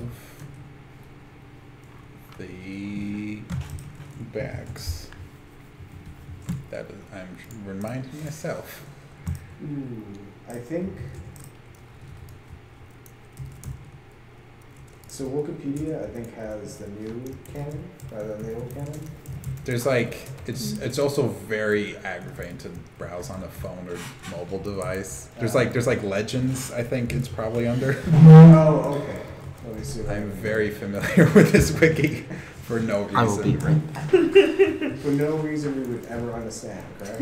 Yeah. Okay, let me show Oh contents. god, that's like TV tropes or whatever. You end up in it and Yeah. you just keep going. I was like I don't know. I've been like on this weird Star Wars kick. Like I started watching the like Clone Wars cartoon on Netflix, but before that, like I was trying to get like a crash course. So there's like this video of like every character death and like brutal scene. It's just like a clip of that, and you just watch. It's like you could piece together like the entire story of the of the show basically. Oh wow. Because it's like every major scene. It's a very like bizarrely like dark show for like being a goofy cartoon. The Clone Wars. I don't know. There is they've got like there's like witches. It's like Force witches is a big thing. Wow. And young Boba Fett. It is really weird. What am I looking at? I'm looking up ammo, so that's public. I don't know. There's like on Netflix. There's like the 6th season is like really good because it's like basically like it starts out like the show starts out like super cartoony, like it's just really goofy, weird adventures, and then by the end it's like actually establishing like new canon for the like future movies. Like they literally actually my favorite storyline in the last season is Yoda starts hearing Qui-Gon Jinn, like what are you looking at? I was going to let Ryan in, but he disappeared. I have to. He starts hearing the voice of Qui-Gon Jinn, and everyone thinks he's gone crazy because he's so old. So they just like put him in like an old Jedi home or something. and then like R2 breaks him out, and he goes on this like spirit quest, and meets like I don't know like every single evil Jedi and good Jedi. I don't know. It's weird. It's like this really weird psychedelic thing happening. but I just like the idea of, I don't know, all the characters are like so like I don't know what the word is. Like there's not real a lot of critical thinking. It's like, oh, he's hearing voices. He must be going old and senile. Our greatest Jedi master. Sure. I mean, in real life that happens. But. Yeah. He's like, I don't know. My favorite thing that they never bring it up is like there's like a female Yoda in episode 1. There's like Yaddle, who's on the Jedi Council, and she's like 500 years old instead of 900, and like they just don't talk about that at all in any canon. Of, like there's more than one Yoda out there. All right. I'm trying to remember because I think we had this like bizarre conversation. Like me and my friends had this conversation of like, does Yoda talk to like any women in the entire series? And he's like, Yoda's like a men's rights activist. Like he doesn't respect the female Jedi or something. I don't know. Oh no. There's no canonical stuff. Actually, canonically, he wanted to train Leia instead of Luke. And then my brother... So there's this really good book called... I forgot the name of it. From a Certain Point of View, where it's just like a bunch of like short stories by like various authors and everything of like basically like every background character in episode 4. So it's stuff like... it's like some weird like world building because they're talking about like it starts out with like from Rogue One right into episode 4 because that's how it goes, but then there's they're talking about like stuff that happens in Rogue One in like the same scenes as like stuff that happens in episode 4.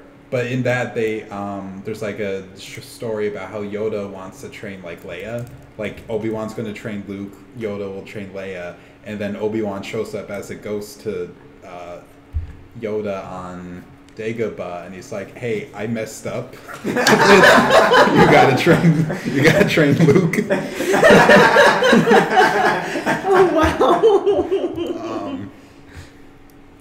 There's some really... My favorite story in that is it's like a HR complaint from one of the Imperial commanders who gets force choked by Darth Vader in that scene. And he's like, he's like writing this report saying like, if Darth Vader is so confident the Force is like the ultimate weapon in the galaxy, why aren't we building like Force guns or something? Like we've been building the Death Star for 20 years, and at any point he could have like objected to this space station. Oh my goodness. It's like, which it makes sense. Like, yeah, why is he? It's like Palpatine was like building for that thing for like 20 years. And they also kind of don't explain how like they managed to get like a second one up and running in like 3 years. But I don't know. It's goofy. It's also like really heartbreaking because they also have like Leia's mother's last moments when like on Alderaan, like basically Jimmy Smith's character like goes back and says, "Hey, we might be screwed." He doesn't say that, but he's like, I think he sees it in the sky. It's like, "Oh, we're dead." But I don't know. It's also really sad. Yeah. I'm so distracted. This is 90% of how I work anyway. Literally, I started looking up something and then I get onto Star Wars wikis or other wikis. Oh yes. I think a lot of us end up, I'll look something up. I'm working on a visual novel. I'm like, this makes me think of TV tropes. Next thing I know, I'm like, several, so far off topic that. Whoops, who did want that? We got hats though. We got chinchilla hats, so I'm proud of that. Well, we have our priorities then. Yeah. I'm really... Oh, that's interesting. That's a bounding box if I've ever seen one.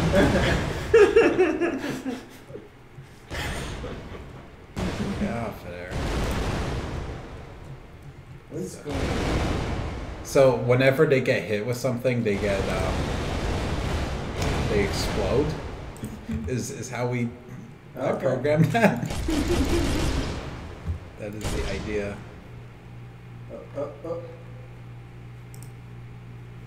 I need to work on something. Maybe I will try and fix this thing. Actually, no. I should finish the hub. I'm like so. I don't know.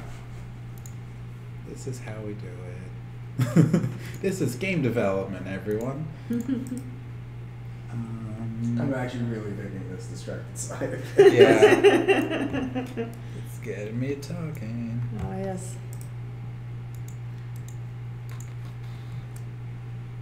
I was reading like people's every game development community I'm a part of is like talking about like GDC stories. Oh.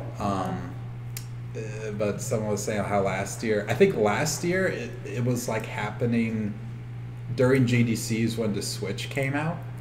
Yeah, it was crazy. Which was like a lot of people. I think whenever, I guess it was a Friday or whatever. Like I wasn't there, but I'm pretty sure like on Friday it was like completely dead. Or wasn't completely dead, but like, you know, every Nintendo store or store that could possibly sell a Switch was like occupied. But my favorite story was like someone was saying how like they went to the Nintendo booth, which is intended for you know, Nintendo booth at GDC is not for like selling or pitching products. It is for you to like go there and talk with Nintendo reps about getting your game on their consoles. Yeah, what is a step-by-step process to do so? Yeah. So, but it's the first step. But they were saying, you know, they were like relieved, like when anyone came by who wasn't asking for a Switch, not even a dev kit, just like a Switch. But I wonder if some people went there and asked for a dev kit, just as a way of asking for a Switch. Yeah. I could see that. I've been trying to like, I don't know when they're gonna like release those dev kits to the wild. Yeah. So I'm curious. I know I think they've still been like pretty. Are you signed up on the Nintendo developer site? Yeah, like you can sign up for that, and like you can literally buy like Wii U. Yeah, I know. kits. I'm on that website, so. I knew someone in college who like saved up like a year to get a Wii U dev kit, and I don't think they made a console game for it. Which I think they were going for like 2,000 or so at the time. So I guess it's kind of varying. It's like basically like I think PS4 dev kits, like if you're like a studio, it depends on, I guess, like how big. If you're like a AAA studio or something, it's like 10,000. I think I've heard the number thrown about for like getting a dev kit. But if you're like an indie, like they can work something out where they like sponsor you. Basically, you have to like send it back. But with like I don't know. I've floated the idea for TVGS getting dev kits, but it's also like you actually have to be registered and make sure it's like super secure. I know people have told me how like, you know, Nintendo made them take photos of their locks, I think, on their door before they would send like Wii U dev kits out or something. That's intense. But Nintendo, you should look up. I forget what it was called. It was like Wario something. It was like the old like landing page. It is literally just called WarioWare. Yeah. Their old landing page was like something from like the 90s, literally. Yes. I think I've heard about Yeah. this. Like I think it was like really. I think the tail end of the Wii U was when they actually like updated the website with like modern sensibilities. Yes. So I mean, it's very, very Nintendo. And even then, the WarioWare site still existed. Yeah. I'm pretty sure you probably could like, you definitely could find Wayback Machine or something. Oh but yeah, definitely. It is very goofy. What am I looking up? Oh, this is the, no, what?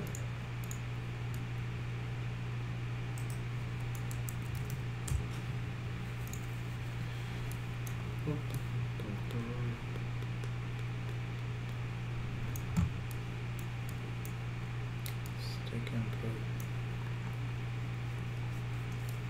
It probably wouldn't be a bad idea to get an Xbox One and put that into just the UWP dev mode. Yeah, I've looked at that. Like, it's kind of They've made it better. There's Yeah. not as much of a restriction on resources anymore. although I do have reservations about Microsoft publishing, but I don't know. They've been better. I was reading like people were saying how like Xbox and Switch are like the better consoles to port to if you're indie right now, because PlayStation was like really strong with it, but now they're kind of at a like they're the best selling console right now, so they're kind of like they're not really like carrying that much, I guess. Oh. Or I don't know. I guess it's like it's And I mean, on the Vita, you used to be able to. There was like a PS Mobile yeah. where I played around with putting Unity games on that, and that was super easy.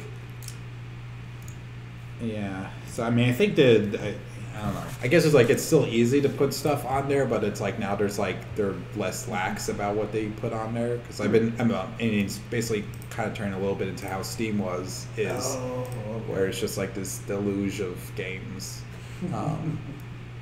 So I think that's like a big reason like Switch hasn't really, they've put some like clunkers on there definitely, but like they're really careful about what games they're putting on there. Like I think it's just like if they've been established games with like if there's coverage of them already, because I haven't seen like too many. The only games I've really seen that like actually launched on there, or they mentioned a lot. I think anything that gets mentioned in Direct really is like actual like launch titles from there. Oh, okay. Because it's cool, like Floor Kids is on there, which is this game that was really cool, and the experimental gameplay workshop session that me and Terrence did with Slap Friends in 2016. It's like a swiping like breakdancing game or something. It's really cool. Like it's a really smart, intuitive way. Like you basically just like swiping your fingers across the screen to like do different dance moves. But I think that got like sponsored by Nintendo and put on the Switch. I don't know if that's like on Steam or anything yet. I don't know what I'm looking up. I need to find something. So what I'm going to do, actually, I need to, I'm so distracted. That's fine. I'm going to try and actually work on the happiness meter for the chinchillas, because if I can get them, I'll try and do some like little stuff with the chinchilla, because I guess like future ideas I'm trying to have with this, because we have like 3 streams of this left. This one I'm trying to aim for, and by the end of 3 streams I want to have like a level that you can like walk through and play. So I mean, I have like this nice visual chinchilla stuff, and they'll explode. But I want to try and like have them like actually like gameable objects. So one of the things I'm thinking about right now is having like they have like a happiness variable on them, and as basically like it just slowly trickles down, and then like when it hits 0, maybe that's when they turn into like a monster thing you have to attack. But I'm thinking like what's going to happen is it trickles down, and then like when you hit them with a dust bag, they gain like 1 or 2 points of happiness pretty much. So that's kind of like so it's just kind of like this. I guess I don't know. It is a mechanic of like you can keep them happy by hitting them with exploding dust bags. as any creature is happy to have happen. So I'm going to do some Googling. Every tick.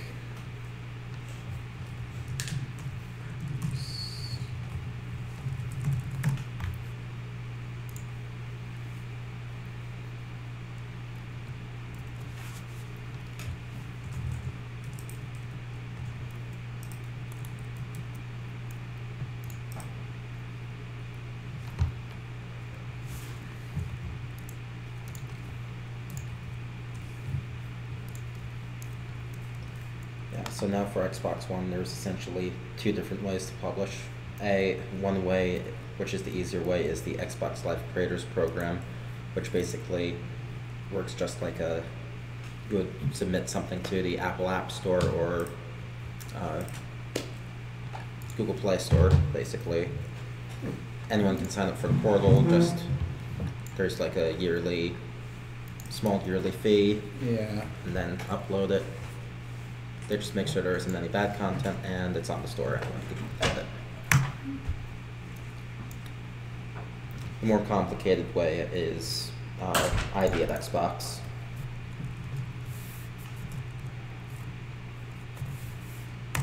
Yeah, I think that's their program. Wait, September. This is old, actually. That's why it's not working. Wait, what am I looking up?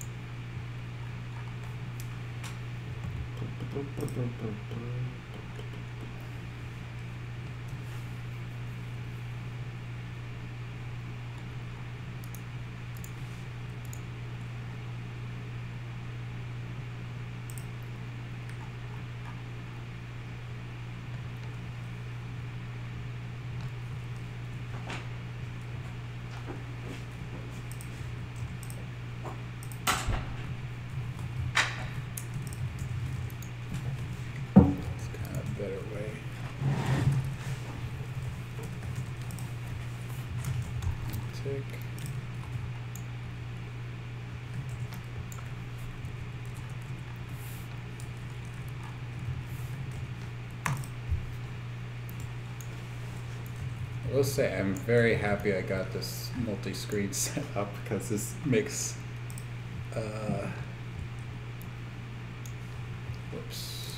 it makes working on stuff a lot easier.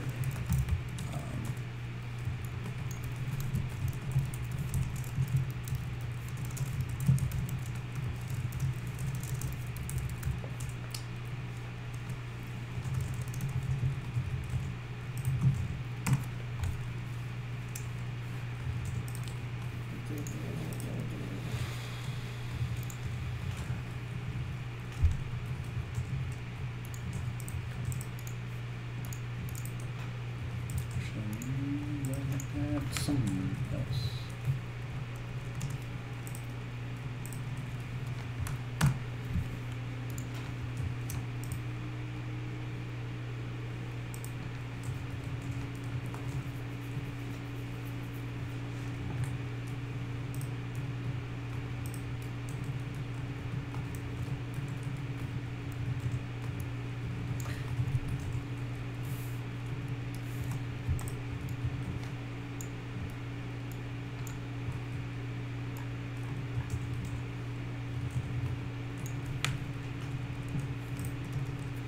Oh, I need to make this a float.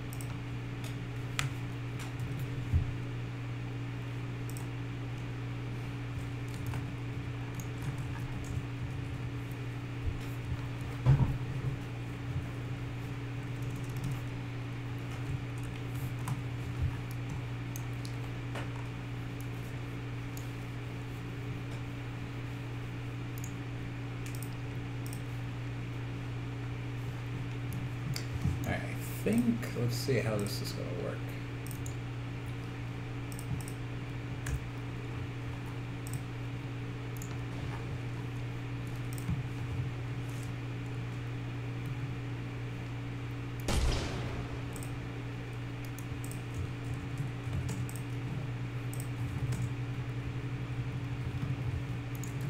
Why?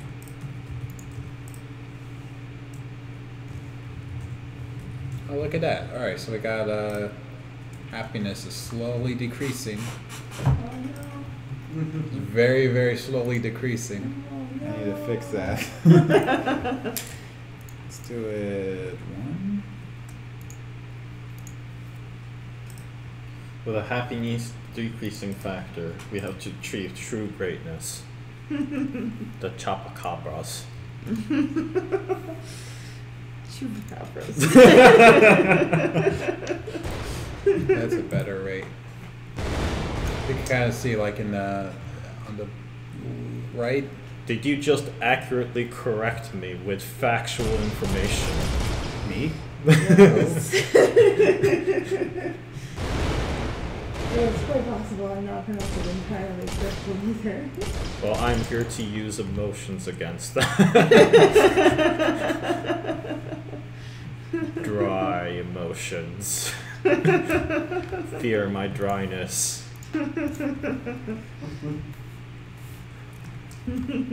But yeah, no. I'm sure at some point there'll be a plot twist. Of course.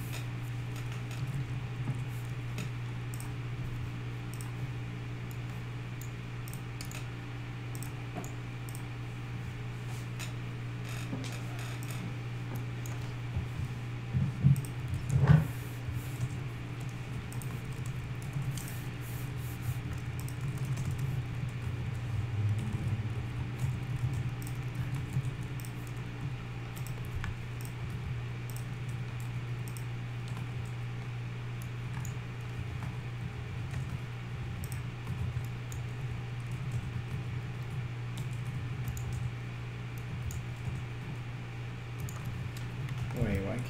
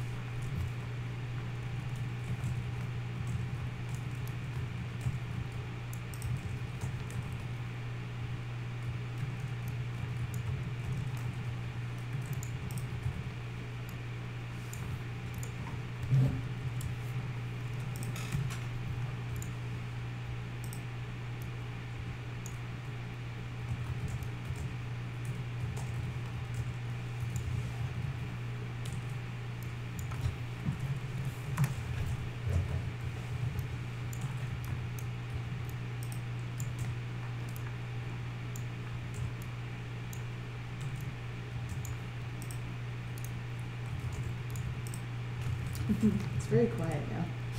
It's late. I'm very glad I have every screen on my computer actually doing something on the stream. Everyone's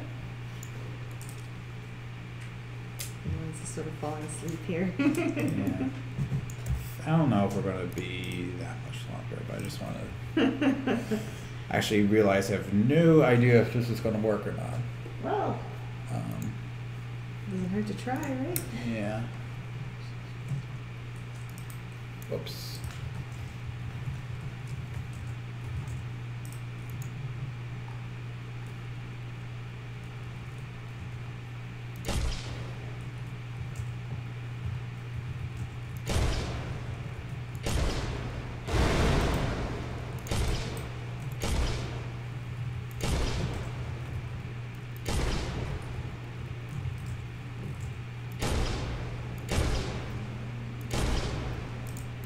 Nope, I ran out.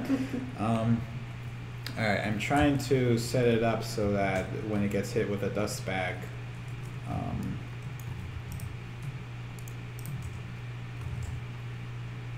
it will add to the. Actually, I'll just make a breakpoint.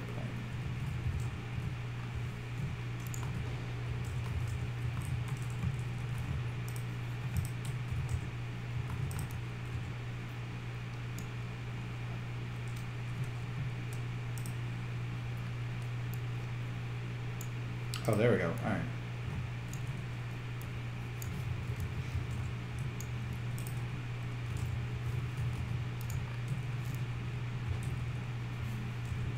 Pile. Save.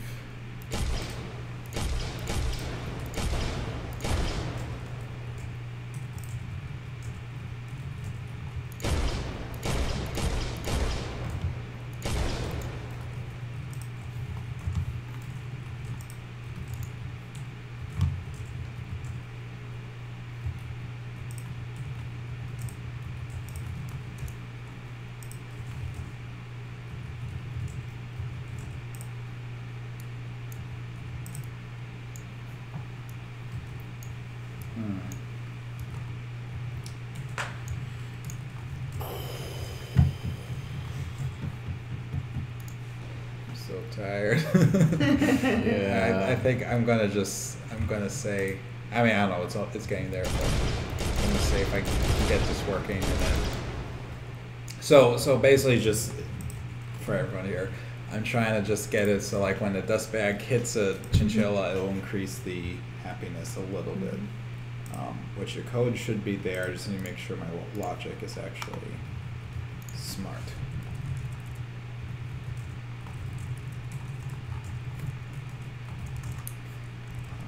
Hit by actor.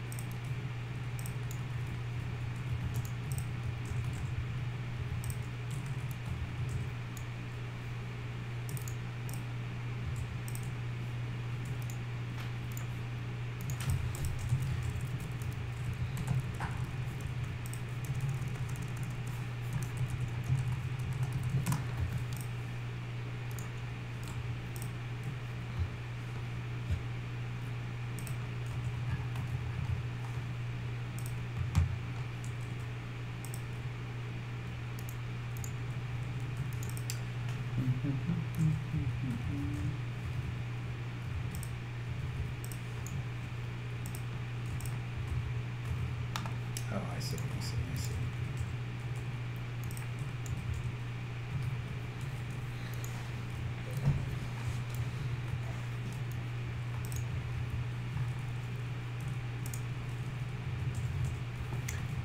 This might be a very bad way. Oh.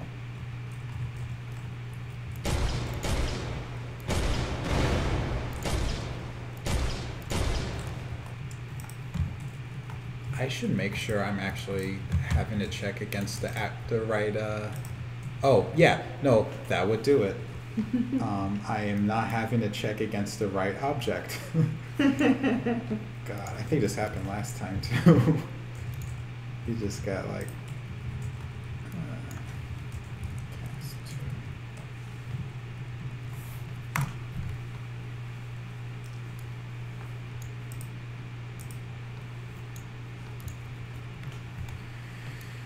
2. Holy moly. But this is actually kind of decent.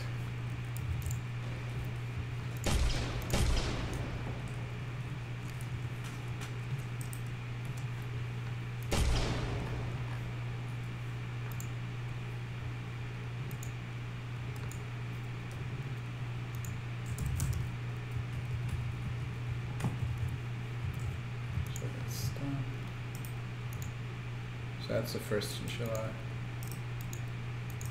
4, okay, I see.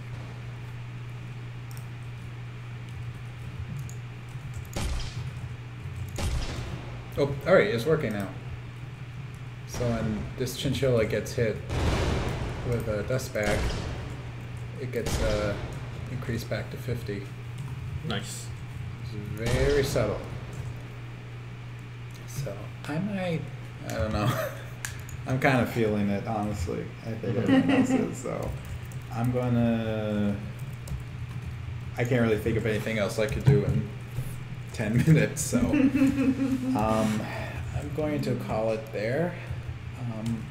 I mean, I don't know. We made some progress. I might actually. So I guess we'll. I don't know. I'm just thinking some things through, but I'm pretty happy with the progress we made. Like we got like little fancy hats for the chinchillas. They actually have happiness increase when you get hit. They get hit with dust bags. Whoops. I broke that. So like I think that it was a pretty. I mean, we got some progress done.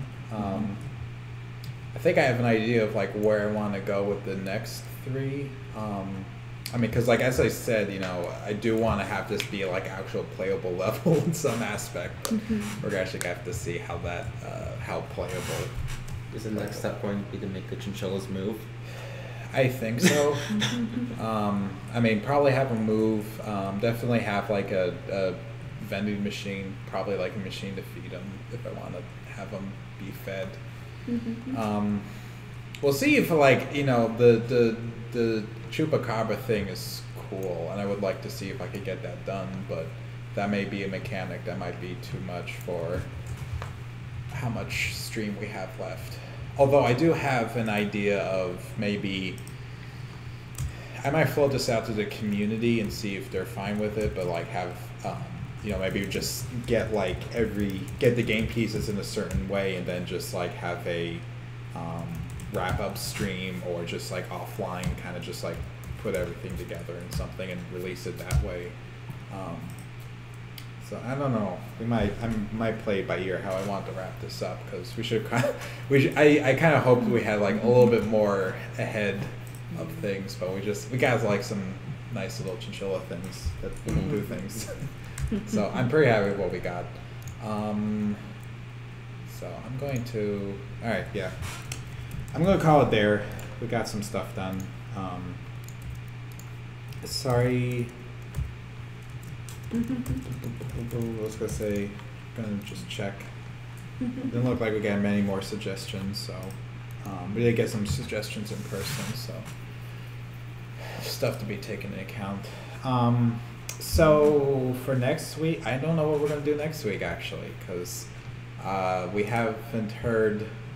I don't know what the next Game Club game is going to be. Right. We don't have anything coming up, too, so we actually have to come up with something. Well, that's easy enough. Yeah. I might build the game next week. I don't know, maybe. I kind of want to alternate that, but I don't think I could do this like every week. No, I need a break. I don't know. Anyway, so I'll come up with something. There will be some game will be had. We do have, what do we have upcoming? Just this week. We had our game club yesterday. We do have a lesson night Wednesday, correct? Yes. Oh, yes. Yes. That's nice. I didn't get the description for it, but it'll be 2D collisions and detection. That'll be pretty cool. Yeah. And then I guess we have community night on the 28th. So lesson night will be on the 21st. So if things go to plan, we'll have like some game stream. We'll just play through something next week, and then on the 30th we'll have try to get back on schedule with that. Probably also start thinking about who's going to be the next person to do this, because I really don't know. It's fun. I like doing it. It is very tiring to do streaming and doing development at the same time. So With that being said, though, Have you ever done like a VR stream? we did. It kind of. I wouldn't mind doing it again. It does take a while to set up and make sure it actually works well. Because I think last time we did it, we had like aspect ratio messed up. Also, the other issue is getting the whole setup working with streaming and with projecting. Because I think last time we just had on the TV. I don't know. It will be something I might look into and see how we could do it better, but I would be open. Also have to find some like different games, I think. We should do the VR game that Double Fine did for their latest Indonesia Fortnite. That's true. That's not a bad idea. I like that. We could do some prototype games. We could. Which is I was gonna say I have like Half-Life prototypes. I just realized they're probably illegal. Probably illegal hacked prototypes. But that might be fun. I don't know. I'll think about that. Can we do every extend, because that's a fantastic prototype. What is that? It's from the same makers of Rez and whatnot. This is where they all Polytron. started. Polytron or something. Right. Anyways, so every extend is the prototype of every extend extra, which is a very strange shmup about exploding your own ship. I think I've heard of that one. Yeah. We could talk about It is a offline. very short game, so Yeah, so the Double Fine prototype. I have no idea what I'm doing. Yeah. So, but anyway, so we're going to call it a night. A little bit early, not that too much early, but very tired already. yeah, understandably so. All right, thanks everyone who came by and talked and streamed and checked us out. You can also find. I will try to. One more thing before we go. I will try to upload these. I've uploaded the build for the first stream of this we did, and I have like builds for I think the last stream. I do have like a GitHub that you're able to like publicly access and grab all this stuff from. So I will try to update that. So keep an eye on social media. I will post when that stuff goes up, and I will try also get the rest of the videos up. I think we're behind on a few videos too, so I'll try. Definitely behind some podcasts, but that's not a thing. But anyway, thanks everyone who came by, and we will see you next week. Good night.